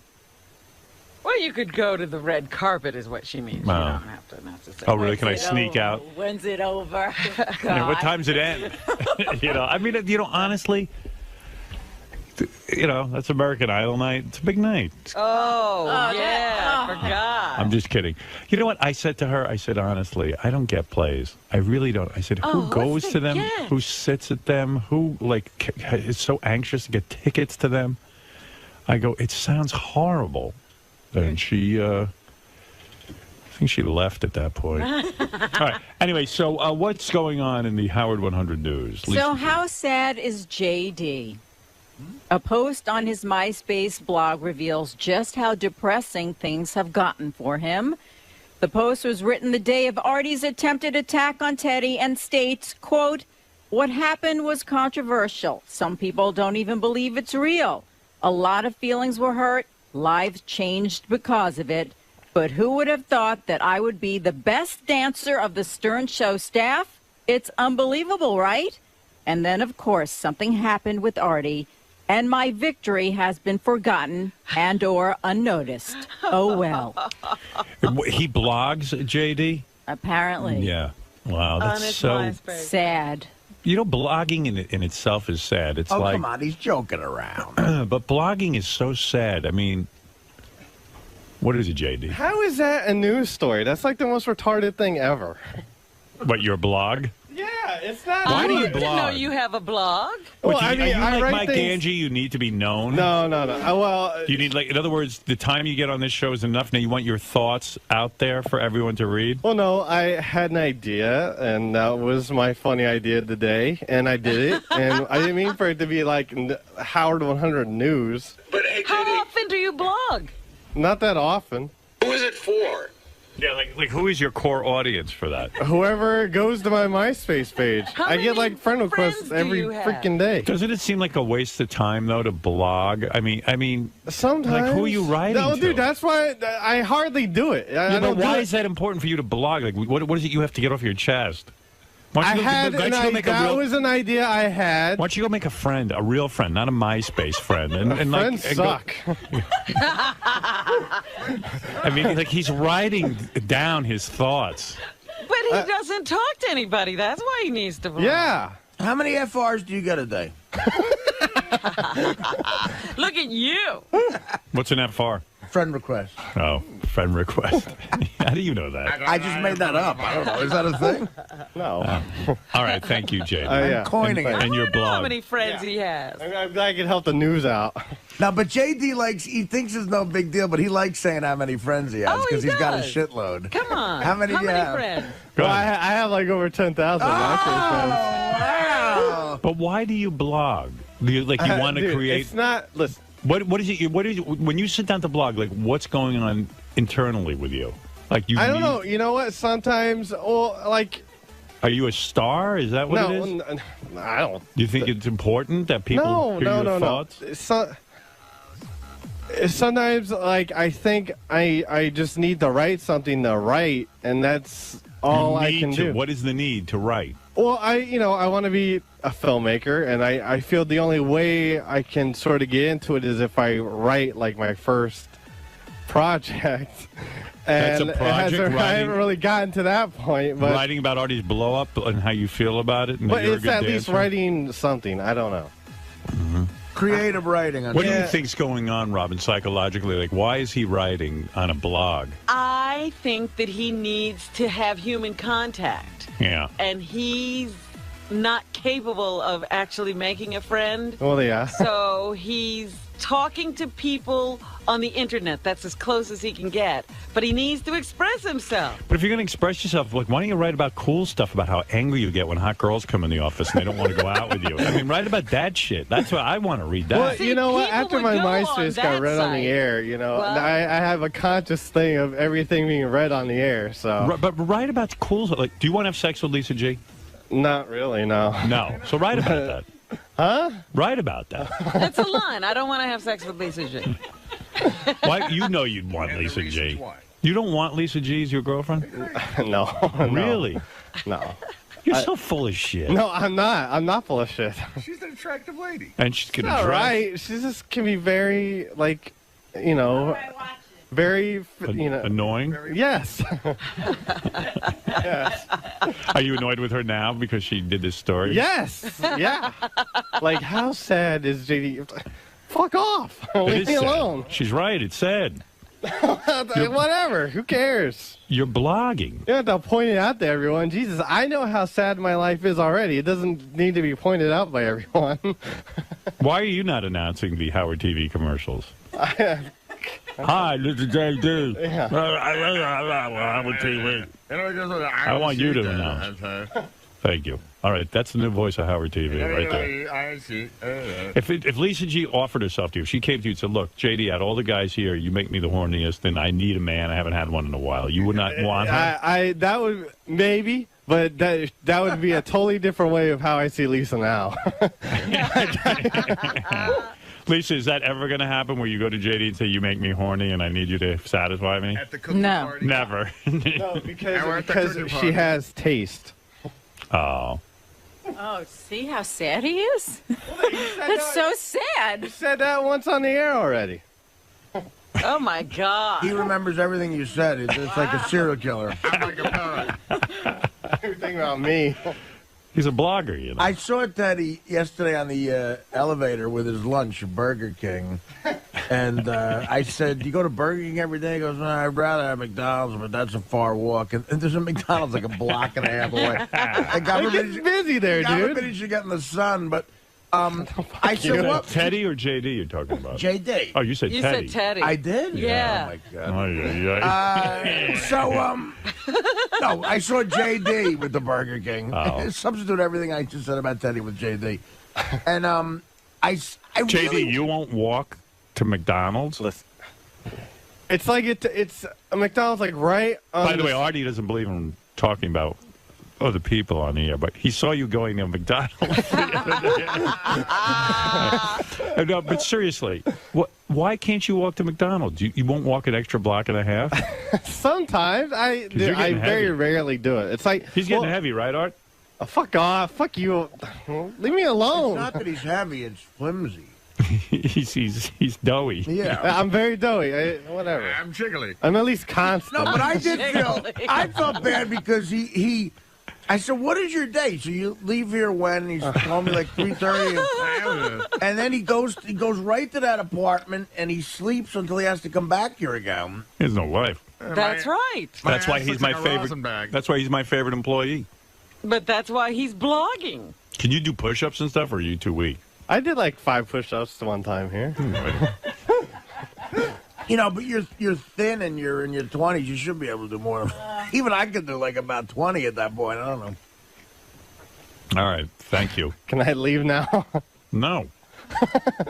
Oh, too bad. Look, he's wearing the Artie Lang shirt. Look at that kid. He's very supportive. Hey, on your dad's webpage, are you now #1 friend or you're not? You know his dad has a webpage and it says you're #1 friend and JD's like #3? I think I'm number... I don't know. Have you I think moved I'm up at number... all? I haven't been to it in forever. What were you again? You were #2 or 3, right? I was #2. My brother was #1. Osama bin Laden was #3. And you're older than your brother.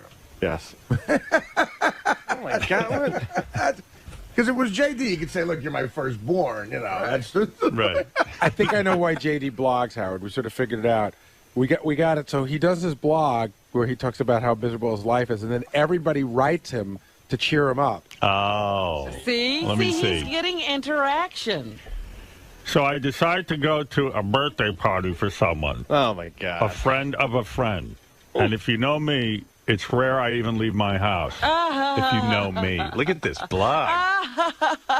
But I thought I would change things up a bit. See if anything happens at this place.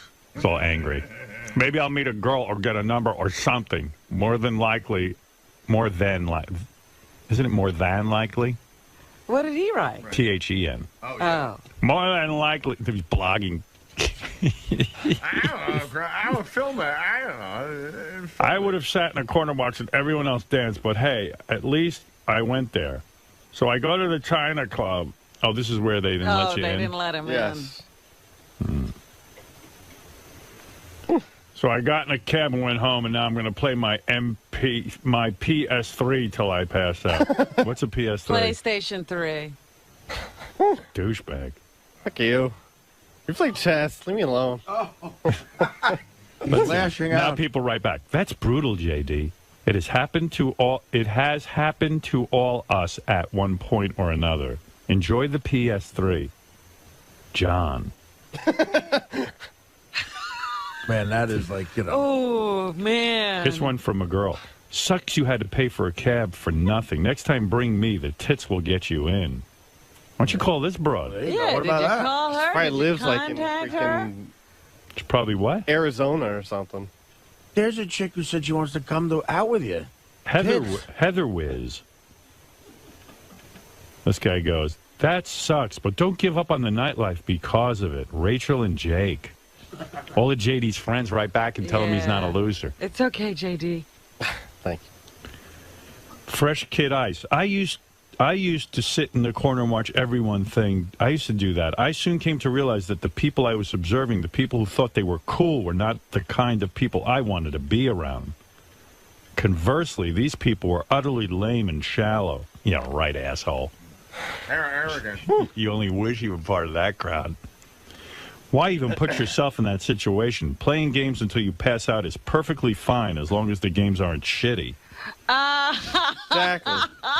This is like Nerdville, USA. Ooh, I'm telling you, what hole have you fallen in? I don't care about those kids. I want to stay home and play PlayStation 3.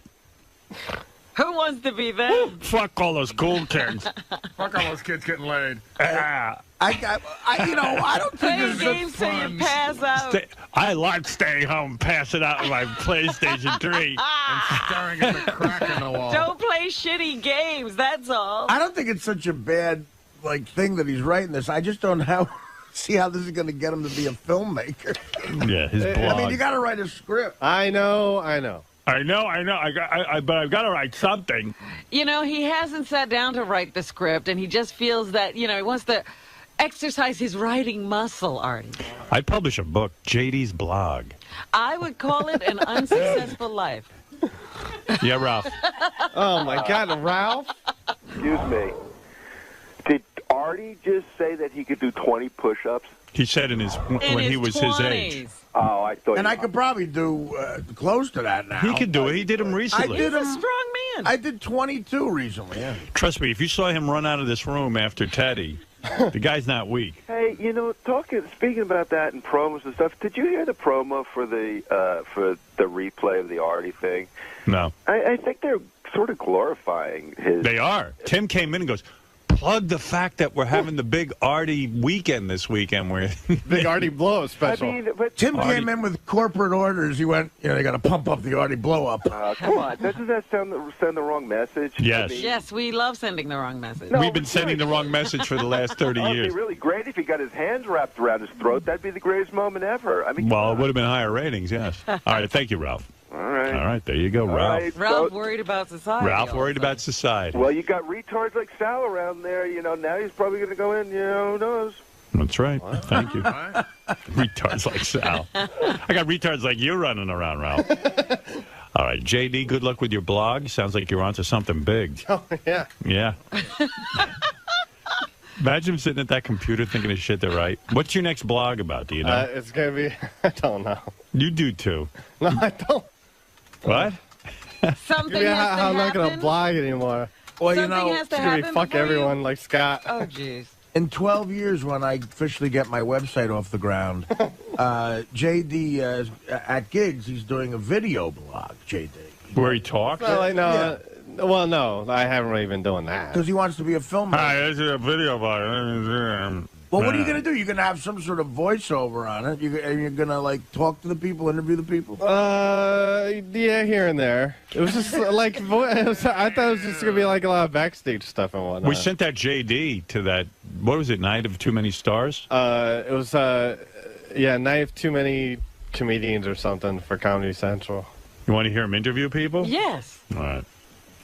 Who's your best one? 𝗪cie𝘄𝗿𝗱? Yeah. Sarah Silverman? This is the Robert Smigel thing for autism. Oh, He does it every year. Jon Stewart hosts him. All right, here's JD interviewing. I'll start with Richard Belzer. How'd that go? I don't know. He was just annoyed. He had like a dog with him, and he always has his dog. Yeah, I don't know.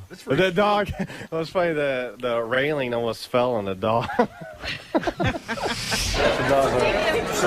is the most overrated comic in showbiz today? Yeah. What are you looking for? Are you asking other people that? Yes. Who wins? Well, no one yet. Well, who are they mentioning? No one. Come on, no one's. You're actually the first person I asked. Oh. So I have a lot of questions here. I could ask you. That's not a fair question. Why are female comics not funny? That's not true. As you know. Why are you trying to be provocative? Did you ask Sarah Silverman that question? What's the worst? Bunch your fucking lights out. What's the worst thing about being you? The worst thing about being me? Yeah. Talking to you.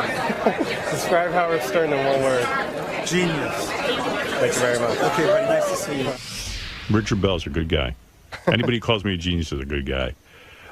Here's JD with 𝗪cie𝘄𝗿𝗱, the star of Frasier and his new show I don't know the name of. Kelsey, Sirius LA Radio. Thank you. Who will you be voting for and why? John McCain. And what happened with you and Howard Stern? What happened with us? Still like him? I have nothing against Howard Stern. You'll still come on the show? Well, I haven't been asked. You haven't been asked? Say later. What, he running away from you? In India. Are you Howard Stern? Haven't been asked. How'd it go with Sarah Silverman? You must be attracted to her. She's very cute, yes. Yeah, you want her, right? I don't know if I want her. What do you want? What do you want? Not you don't her, want not Lisa Lisa. G? You don't You don't want want Sarah anyone? Silverman? Yeah, well, like, I don't know. You want that chick Flo Rida brought in? Yes. Like her. All right, here is Ashley. JD and Sarah Silverman, the comedian. Sarah, Howard Stern. Oh, hey. What's up, Sarah? I don't even know where to start with this. Why, what's wrong? What are you going to ask me? No, what are your feelings about what happened on Thursday? I can't get my head around it. My head is spinning. My heart is sunken. Yeah. I can't believe we have to wait a week. She's talking about, of course, the Artie incident. Artie's blowout. If he went to Amsterdam, then maybe everything's okay. I just hope he comes back. Yeah. If you could kill one celebrity in Hollywood, who would it be and why? Nobody. Fuck. You. Why me? I don't know. Something about the hair, facial hair, and the teeth and the smile. Is Ellen DeGeneres funny? Come home, Marty. I love Ellen DeGeneres. I think she's really funny. Come home, Marty. We love you. This has got to come from inside you. I love you so much. Rate me on a scale from 1 to 10. Rate you on a scale from 1 to 10? Guys, did you get Jimmy and the band at wedding yet? I gotta move around, guys. Your boy gotta move around, guys. Thank you, Sarah. She was saying she loves me, and you crowbar in a question about you. Yeah. It's my first time, Artie. I'm sorry. Very unprofessional of me. Beth went to Jimmy Kimmel's show last night. She's in L.A. Uh-huh.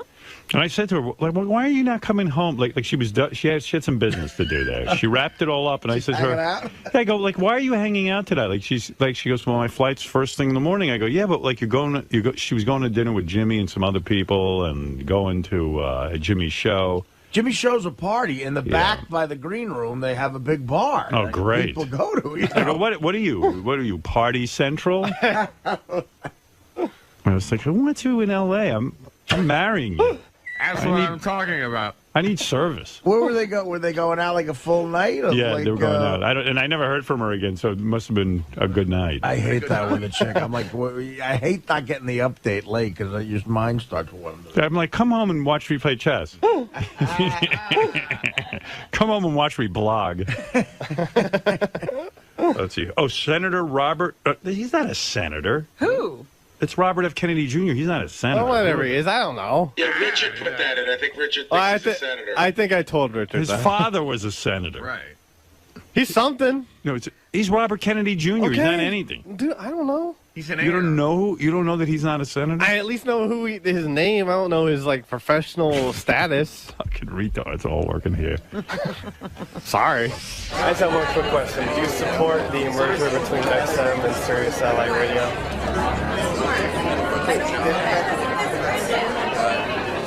I don't really know. I think it's going to be good in some ways because I'll be able to get all of those stations on XM radio. What happened to him? How come he sounds He so... has I remember we talked about once, he's got something wrong with his vocal cords. Oh, wow. Wow, that sounds depressing. Yeah. What a man, you can hardly speak. Who's Susie Essman? I don't even know who that is. She's a comedian. She's on Curb Your Enthusiasm. She's very funny woman. Really funny, yeah, actually. She's a great roaster, and on Curb Your Enthusiasm, she's hilarious. Hello, Sirius Satellite Radio. And who are you? Susie Essman. And who will you be voting for and why? Oh, I don't reveal that information. Do you think comedy is too vulgar these days? What the fuck kind of question is that, asshole? Hey, man. Do you think Pam Anderson is misguided or just stupid? Do I think she's misguided or just stupid? I don't know her personally, but the fact that she's visiting the president right now, as we speak, I believe, makes me believe that they're on a very similar level. Is that true that she was visiting the president? Visiting President Bush? I read in the paper today that she was invited to the White House correspondence thing at the Hilton. Oh, really? They were, asking celebrities to go. She's one of them. I'd invite her, too. Yeah, why not?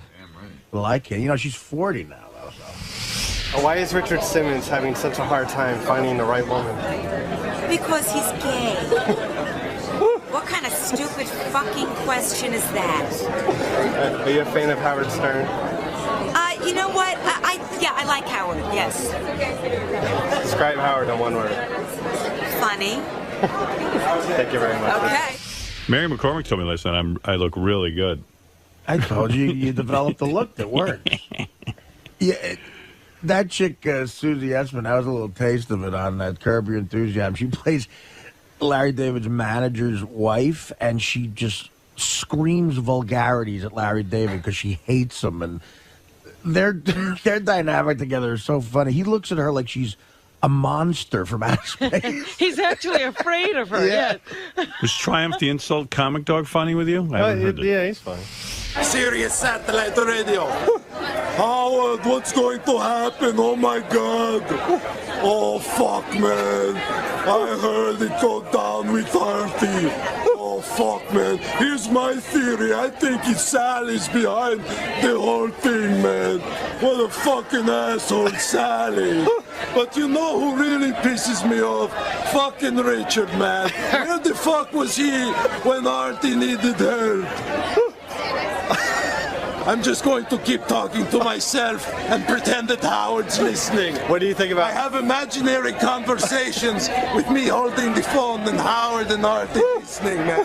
What do you think about Artie's weight gain? Are you worried for Artie? Artie's gaining weight? I hadn't noticed. I thought once you hit 500, it's pretty much, can he still get out of his room?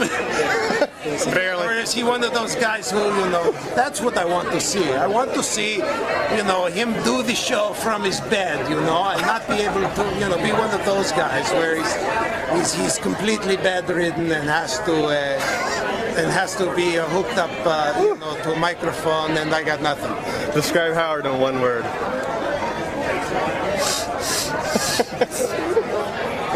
Youch! If you could kill one celebrity in Hollywood, who would it be and why? It would be, if I could kill one celebrity? Yes.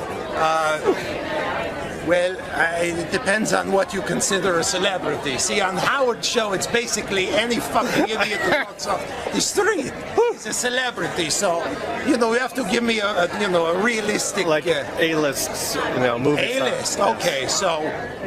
Okay, so now we're not talking about Richard or Sal. Sal. No, we're more like in the Baba Booey category. Not even that, higher than that. No? John Hine? John Hine? Is it possible? I don't listen to anything but Howard radio anymore. So, because I wanted to lose all sense of reality. As I just sit in my car 24 hours a day, listen to Howard, listen to the round table. The round table guys, those are the celebrities I want to be. Like Mutt? Yeah, like Mutt. Yes, because we're both dogs. He says he's a Mutt. All right, thank you. Thank you. Yeah, no, it is time to wrap it up. That went well, I think. Mutt. That was great. Can already get out of his room. All right, thank you, JD. And yeah, like Mutt. Big day today, Celebrity Superfan Contest. Any predictions? Who's the most knowledgeable out of all three of you, do you think? I think we'll find out. I don't that's the point of today. That's the whole idea of the contest, right? Yeah. So no, I don't think this is the Russians versus the Americans in the miracle hockey Olympic game. No, it certainly is. There's no hockey at all. But no one's feeling overly confident today. No one's no early predictions. No early predictions. I think we're all winners because we're here. And you guys are playing for charity today. Yes. Oh yeah, right. Who's everyone playing for? I'm playing for the Serpentine Project, which is my charity, foster kids. Okay. I'm playing for Reading is Fundamental, which is I should have kissed ass and played for the North Shore Animal League. But, that would have been good. Yeah, I probably would have gotten an easy question. Right. But no, I'm playing for my charity, Pets Over People, where we actually redirect funds that would be marked for homeless people and given to pets. Hey, now look at our set for the next big bit. Wow, look at that.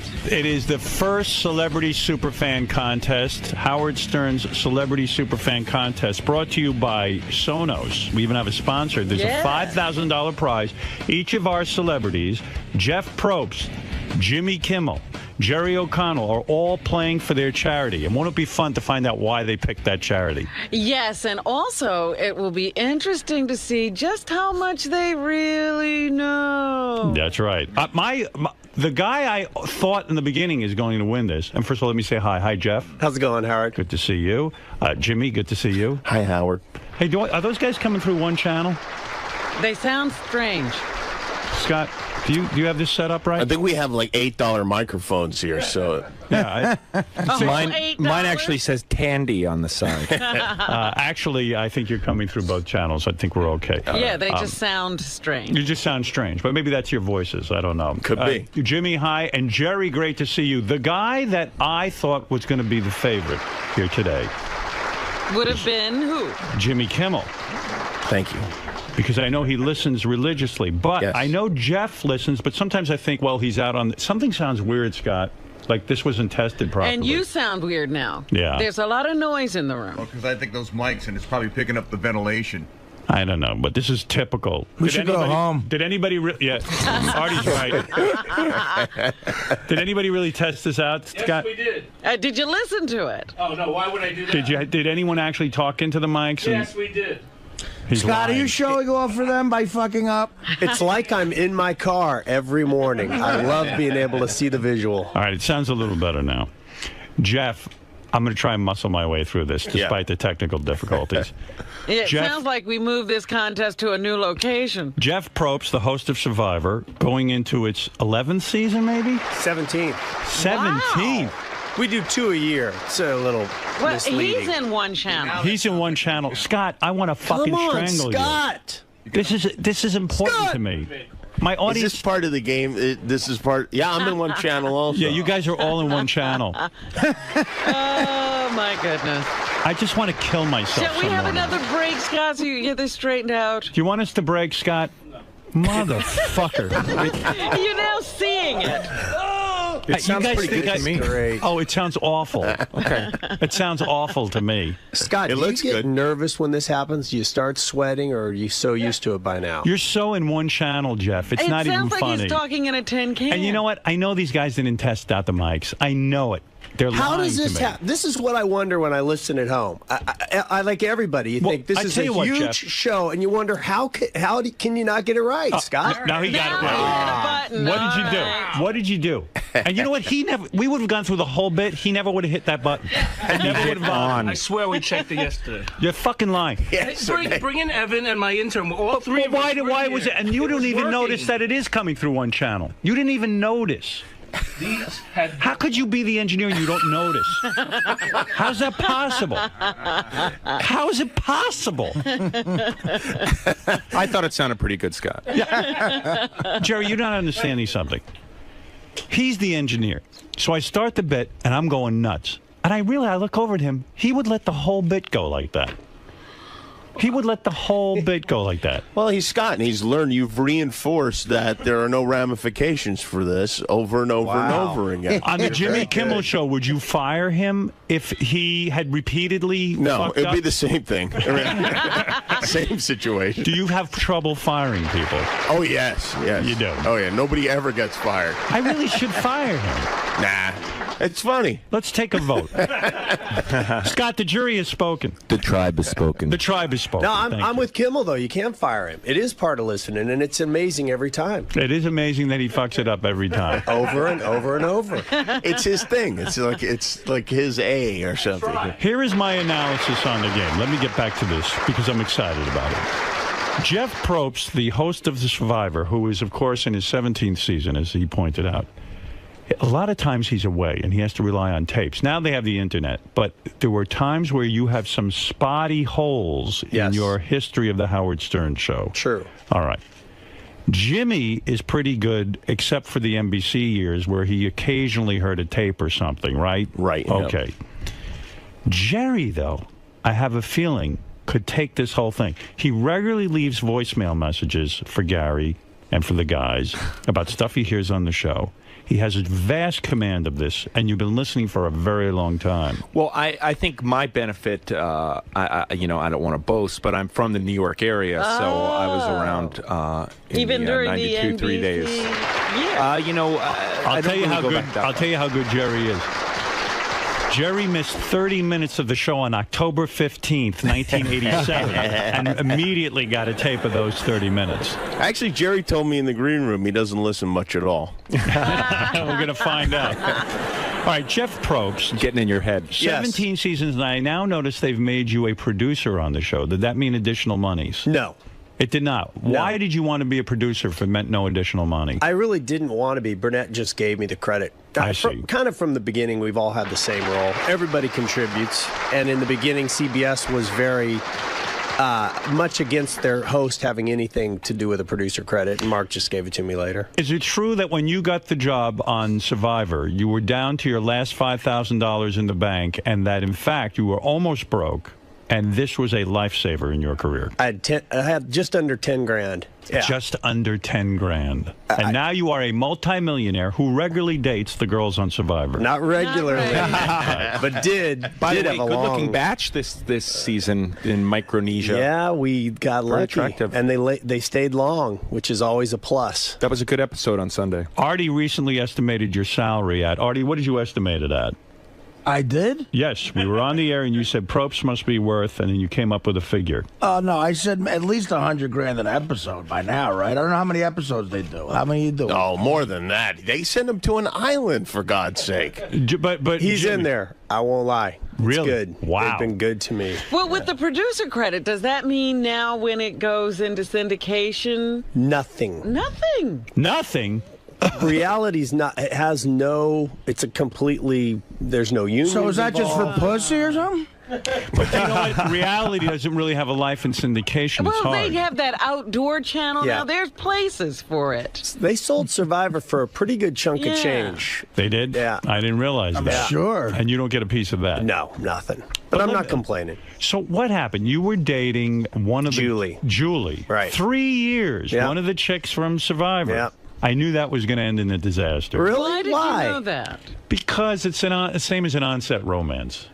It's very difficult for it to work out. That's also your prediction for every relationship. Yeah, exactly. Yeah, but you know. Actually, you just predict that it's going to end, and they And usually you're do. pretty usually much gonna right. be right. Yeah, But did they fall in love in the woods? Yes. Well, I was probably falling in love in the woods. What's Jerry holding up? He's holding up a sign that says, "How is Ivy supersonic to Benji?" This guy's a real hardcore fan. Wow. Okay, listen, you've got to just maintain your cool, Jerry. Jerry should be happy to know that I'm playing in a celebrity trivia expert of Crossing Jordan. Oh, man. Are you? I didn't know that. It's going to be you versus my mom. I bet you already wins. I know your mom missed 3 episodes. Jeff, explain to me something, though. You were going out with Julie. Right. You met her on the show. Right. Did she come to the tapings of Survivor with you? Because how else could you have a relationship? You're out of the country. Yeah, after that, yeah, she could visit. Yeah. And you were banging her. It was going great. It looked like the road to marriage was clear. What went wrong? Just didn't work out, just like when relationships don't work out. We just couldn't figure it out. But yeah, it was definitely a serious relationship. Are you back in the saddle? Are you getting more? I am dating again. You are. Will you ever date another contestant? Probably not. I say he will. Nah, well, bet on it. I don't know. You're right. I think that's unlikely. I say you're dating David Archuleta in a week. That's a different show, Artie. Artie doesn't know that. I'm so glad Artie's back and Jeff, he's sane. Thank you. Yes, we are all glad Artie's back. Can I criticize Fred for 1 second? I'm sorry, Fred. Someone has to. He's wonderful, but good luck. It would have been a a magic moment if right at the tail end of Artie's fit, as the fighting was going on, if Fred had gone into Dreamin', into Artie's 𝗦𝗵cie song. I think that would have defused the whole situation. Calmed him down. Yeah, because he's almost like King Kong when he goes into a rage. And that one song, that song is. With respect to Jimmy, I made the right choice. Do you think that would have calmed you down, Artie, if they had played Dreamin'? No, I think heroin would have calmed me down.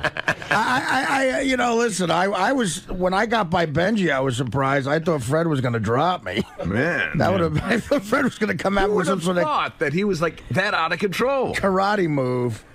Yeah. Jeff, who are you playing for today? What is the charity? The charity is called the Serpentine Project, which is something I started for foster care kids. Kids that have just transitioning out of foster care, and really they have nothing. There's nobody there. There's no money in the pocket. There's nowhere to go. So would you have preferred we just gave you the money? I hate these charity things, honestly. If I ever played on a game show, I would want the money to go directly to me, and then I'll worry about what I give to charity. So are you upset about this, or you're okay with it? No, I do think it's cool, because, you get a chance to maybe do a little something. There's a little $5,000 grand prize for your charity, brought to you by Sonos, if you do in fact win. Now, Jimmy, what about you and Sarah? I've given mine to my gardener. You are? Is that a legitimate charity? I think so, yeah. They have nothing. They come to this country. Yeah, I don't like Jeff's whole idea with these foster kids. The whole idea of being a foster kid and having parents is they should be disadvantaged, shouldn't they? Why should they get a paycheck? Listen, believe me, I would have preferred to be a foster kid. I'd rather be raised by wolves. Jimmy, what about you? You are still with Sarah Silverman. That is correct, the well-known comedian. Yeah. You have vowed you will never marry her, and she will never marry you. We made no such vow. Sarah said she will not marry you, that things are going great, and there's no reason to be married. Yeah, well, she didn't say she would not marry me. She just said that we'd had no current plans to get married. I see. So that means... We're going to see how your wedding goes and go from there. Fair enough. And, Jimmy, what do you make of the recent announcement that NBC is replacing the Conan O'Brien show with Jimmy Fallon, which really means that they're going to put Conan on instead of Jay? I am worried that Jay is going to try and move over to ABC and steal your time slot. Are you concerned? Well... Yeah, I mean, somewhat concerned. Well, the main thing is I have to be the fat Jimmy in late night, I wish he would change his name. I don't like the idea that there's two Jimmys. It's confusing. It's confusing enough. I've noticed they've made the move in the ABC promos. They go, on Jimmy tonight. Yeah, they're going to have to change that, yeah. They don't even use your whole name anymore. It's now Jimmy. Oh, yes, I'm like Oprah. Right. They have made that move. It's like they go on Jay tonight, on Dave tonight. Now it's Jimmy. Yes. Will Jay Leno, and Jerry, maybe you know something about this, or Jeff, maybe you do. Is Jay Leno going to move to another network? Is he going to try and take Jimmy Kimmel's slot? Well, let me answer this so Jimmy doesn't have Thank you, Jerry. As a former employee of ABC, I know how highly they regard him. I don't think they'll get rid of him, especially now. Who, Leno? No, I don't think ABC will get rid of him. Do you think ABC will try and move Jimmy to 12:30 and put Jay on at 11:30 if that is the case? I personally feel, and this is just my personal opinion, that if Jay leaves NBC, he will probably do a deal with either Sony or Fox. You think so? And not go to ABC? And not go to ABC. I think Jimmy is much too popular right now. Do you agree that Jay's a fucking asshole and shouldn't even be on TV? That's what I think. I think Jimmy belongs on TV. I think Jay's a fucking asshole. But I'm really concerned about John, is who I'm concerned about. Stuttering John. Will Jay, I'll guarantee you this, if Jay moves, he will not bring Stuttering John. Who wants to bet on that? Anyone? No. You think so? You don't think he'll bring him? Absolutely not. I think he would bring him. It's hard to find a stuttering announcer. Stuttering John, what do you want to say? If Jimmy's looking for another co-host. I just want to say, Howard, before you get mad, you might want to ask the contestants to turn off their cell phones. Oh. Please tell why. Whose cell phone is ringing? I don't want you going all Scott on us. I'm not pointing any fingers, but I just think we should all... Mine's off. Why are you looking at me? Jimmy, you are concerned about this, to answer my question. No, I'm actually not that concerned about it because honestly, I feel like there will be a place for me one way or the other. Oh, somewhere. now you're backing off that statement that you would leave if they moved you back? No, I didn't say there's a place for me necessarily at ABC. I'm saying there's a place for me. There's a place for you on Howard 101 at 7 p.m. That's right. What do you think's going to happen when Conan moves over? It's such a completely different show. This makes no sense to me. Clearly, they're going for the black audience. Don't you think this makes no sense on NBC's part? Jay is still getting big ratings. He's beating Letterman. Why would they take an unknown situation like Conan? Because they had to sign a deal with him to hold him. So give him his $40 million and let him walk out of there. Yeah, I don't know. I think they figured Jay would be weaker at this point in the contract. Right. I think they figured out he'll be ready. He'll be ready to retire, but he's never going to retire. Will NBC go ahead with this and actually go through with this whole transition? Well, if they don't, I mean, it's going to be embarrassing after announcing Jimmy Fallon, and unless they're planning to add another hour to late night or something. I don't know. This is very, very, very intriguing to me. I don't know why. It's almost like Survivor for late night. Yeah. Jerry O'Connell, you come to us. I wonder if Jeff will have sex with one of us. And Jimmy, what charity are you playing for? I am playing for Autism Speaks. Autism Speaks. Yes. But I thought autistics don't speak. It's ironically titled, yes. Yeah, that is an ironic title. Autism Speaks. Maybe that's a hope they have. And by the way, while I'm still on Jimmy, Eric the Midget's on the phone. He says he hates Jimmy Kimmel. Oh, yeah, I know. This is a shame because the person I love most in the world hates That's a me. new achievement for you, Jimmy. Eric, quickly, and I do mean quickly, why do you hate our super fan contestant Jimmy Kimmel? Because of the call that one morning after I visited his studio. Eric, I want you to know that I have a picture of you on my computer, and I look at it all the time, and I marvel at it. Do you have a picture with him with his shaved eyebrows? Now, his eyebrows look normal in the picture. Yeah, it was a little while ago. Is this a pre-mustache or a post-mustache? This is pre-mustache. Pre-mustache. Yes, I believe that he took one of the eyebrows and put it over his lip. They didn't actually shave them, rearrange his face. I love that I'm getting to see Eric for the first time. There is Eric right there, Jeff. Can I just say something to Eric? Jerry O'Connell. I think he is. I think he's balking at doing this Colin Quinn film. Yes. Because he's a little nervous about maybe his first foray into acting. I know he's a super agent now and those things, but he's never really delved into acting. You are an excellent actor. I would be willing to go over with maybe Howard TV and maybe help him with some of his lines and give him some pointers to maybe help him gain some confidence. I would be very willing to do that. Is there any chance you would appear in Taxi Driver with Eric as a co-star? That is going to be a question I'm probably going to have to ask one of my agents or managers. I would definitely Jimmy, you would appear in the film. Absolutely. You say that without asking any agents or managers. No, I don't even have any. Yeah. You have an agent? I commit right now to being in that film. Wow. Well, actually, no one was Eric- looking for you. Eric, you've got a coach now. Is that making you feel more confident? That's cool. Jerry Maguire was a pretty good movie in. Thank you. Thank you. In what? I would be willing to go over and help him out a little bit. I just think maybe we'll just go over the script and talk about some points and stuff, and I'll give you some of my tricks. Well, I'll tell you what. Jerry O'Connell does a thing on the internet. He does an impression of Tom Cruise that is dead on. Have you guys seen that? Yeah, that's funny. Good. It is fantastic. I do have to. I have to give a lot of credit to Artie Lang's former coworker Jerry Minor, who is an avid listener and listening right now, who really helped me out with that. It was really. You see, Eric, everyone gets help. There's no shame in it. Even Jerry O'Connell in his preparation. Jerry, can you give Eric a tip now? You say he has some tricks. You are going to have to listen to your co-actors. If you listen to them, it will really help you. Why do you have to listen, Jerry? I don't because understand. it will give you a natural performance. I'll tell you, when I did Stand By Me in 1985. That was a good movie, too. Thank you. Eric's a critic now. The first scene that we shot. And you were about the height of Eric at that time. He's a tick.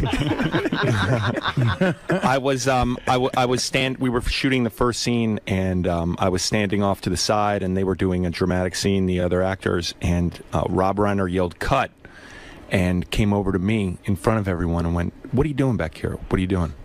And I went, "Well, what do you mean?" And he went, "You're just standing here. What are you doing?" And I went, I'm not in the scene. I'm not saying anything." And he went, "You got to listen to everybody. Oh, you're all a part of the scene."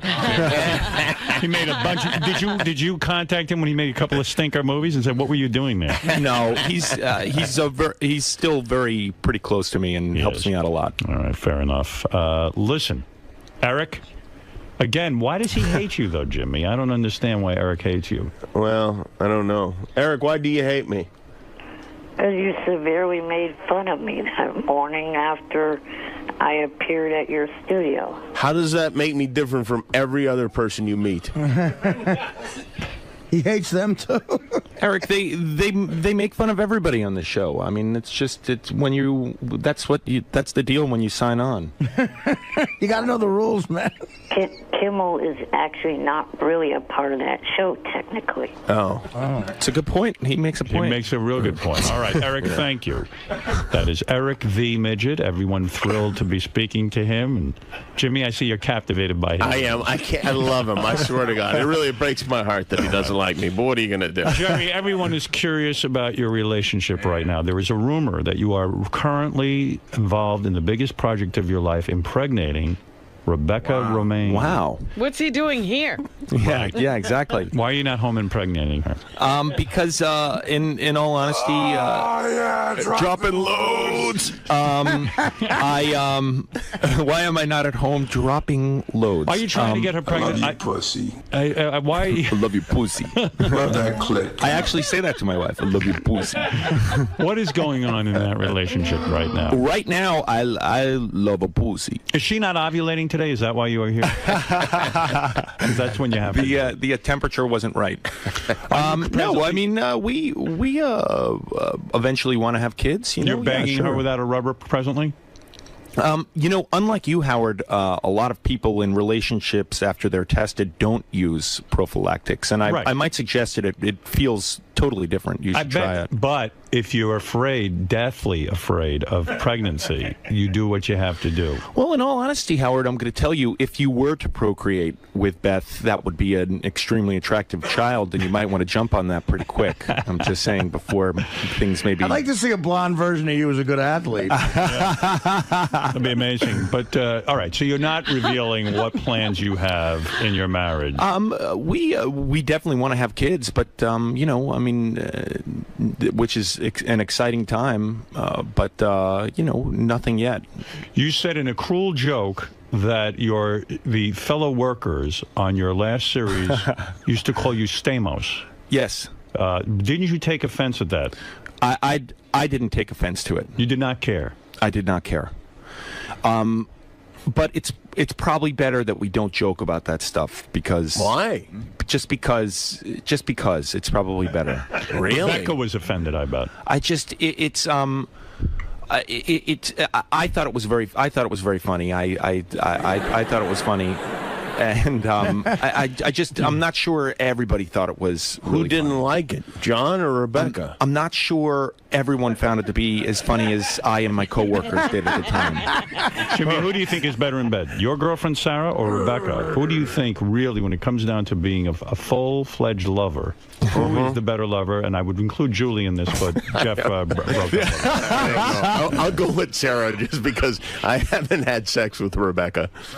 Yeah. Oh, you haven't? No, I haven't. So for you, Sarah's better. Yeah, I'm going to go with Sarah. Yeah. That's not what I heard. Yeah. I could be wrong. Well, listen, it's time to play. Let's stop the nonsense, all Well, right? what is Jerry's charity? Did we find out? Oh, yeah, Jerry, now who are you playing for? You know, actually, Jimmy brought up a very good point in the green room that we should have been playing for North Shore Animal League. That was a slip of the mind. But you guys should have been playing for different whack packers. I decided that. Oh. But, all right. Would that have been all right? They did say charity, yeah. Well, that's charity. Oh. I If could you have had played for Eric. I wonder if Eric the Midget would have... If you were playing for Eric, Jeff, I wonder who you would choose to play for. Whack Packers? Who would I really want to see? Probably John the Stutterer. Wow. Really? And Jerry, who would you want to play? I would have probably played for, I believe his name is Jeff, who just passed away in prison for his family. You're talking about Kenneth Keith. Kenneth Keith, sorry. You better brush up. You could lose this. Who Jeff doesn't know that? Jeff Curro is dead in a trailer. All right, it's time. Jerry, who are you playing for? I'm playing for Reading is Fundamental. Why? Is reading very important to Reading you? is fundamental, yeah. Because Who doesn't know how to read? That's what I'm trying to figure out. I mean, What it's is just- that? It's just I think reading is it's just a good charity. It's been around for a while. I remember the commercials. Remember the reading. It's another trick, too, of your acting thing, right? Listening and reading. Right. Key. All right, listen. It's time to play Jeff shitting on acting. Celebrity Superfan Contest. Jeff Probst, Jimmy Kimmel, Jerry O'Connell, all listeners of the show, all have voiced to me in the past that they know the most about the show. Who will win? Jimmy thinks he's going to win. I know it. I see it in his I always think I'm going to win. It doesn't matter what it is. I think I'm going to win. Which is the mindset you're supposed to have going into a competition. Jeff, Jimmy, Jerry, time to play. Let me tell you how we're going to play our game. There are 5-point questions, 10-point questions, and 25-point questions. A couple of the questions are audio questions. That's correct. And I'm assuming Fred has the audio, because I don't. Oh, you do. Okay. Gary, preview page 2. Nice.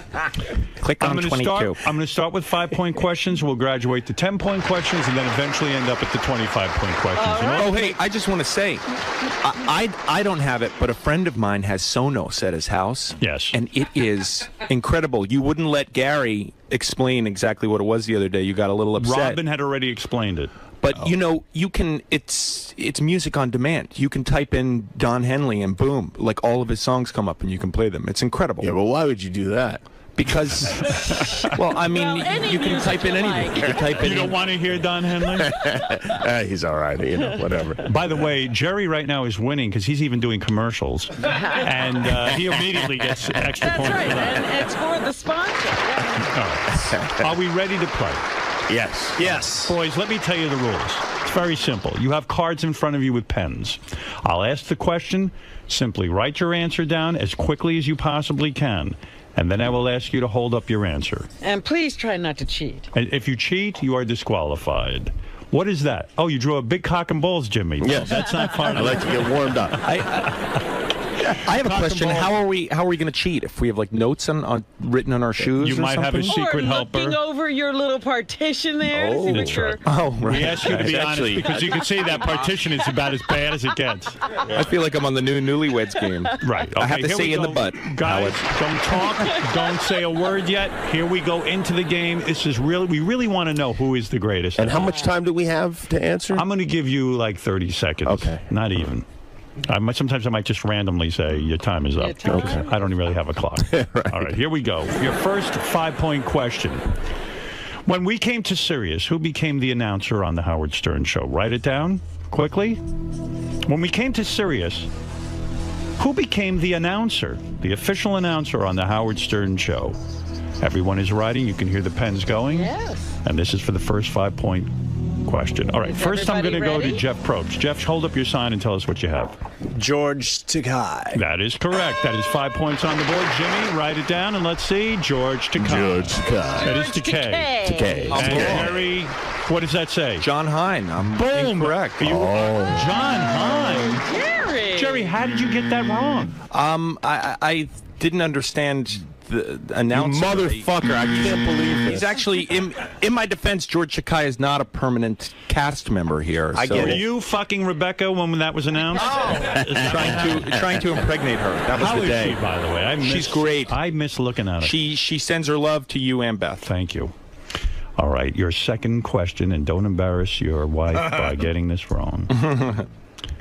Name 3 whackpackers who have died. Name 3 whackpackers who have died. 3. This is a 5-point question. This should be easy for any true fan. That is not so easy. Think back on the history of the show and name 3 whackpackers who have died. Now, the show's been on the air for 30 years or something Somebody like that. must have died. Somebody must have died in that time. Name 3 whackpackers who have died for your 5 points. Who would it be? Everybody's writing. Jimmy has his hand on his forehead. Jeff Probst's having a hard time with number 3. I see 2 written down. Jimmy's surprisingly thinking. Is he stumped? Jerry O'Connell writing, but Writing long. I think he's writing a book. Yeah, he's got an essay going over there. I think he's writing his next script. Oh, everybody's struggling with this. This is good. Wow. Okay. All right. I mean, time has to be up at some I point. would think so. Jerry, put down your pen for Christ's sake. It looks like you've missed another one. I hope you got it right. Okay, let's go to Jerry O'Connell first. Jerry, give us 3 people who died. They're whackpackers. Go ahead. Sadly, all I have is Kenneth Keith, who we were just talking about, and John Melendez. John Melendez in his 6. All right, that is wrong. You have no points on the board. Jimmy, you're sitting with 5 points. Go ahead. Let's see what you got. I have Kenneth Keith Kallenbach, Hank the Angry Dwarf, and Scott the Engineer. Oh, he's alive? Hank is correct. Kenneth Keith is correct. Scott the Engineer is barely alive. He's just. Come on, alive. Jeff, steal this one. Well, it's close. I have Kenneth. Right. Yes. And then I have the original Bigfoot. Right? Right, that's correct. Oh. But I wrote Gary the Drunk, and I meant the guy who we heard die, who was always on the phone. I realize I wrote the wrong name. I can't accept I Gary the understand Drunk. that. Oh, so nobody gets the points there. Who's Gary the Drunk? Well, I couldn't think of Hank. I was thinking Gary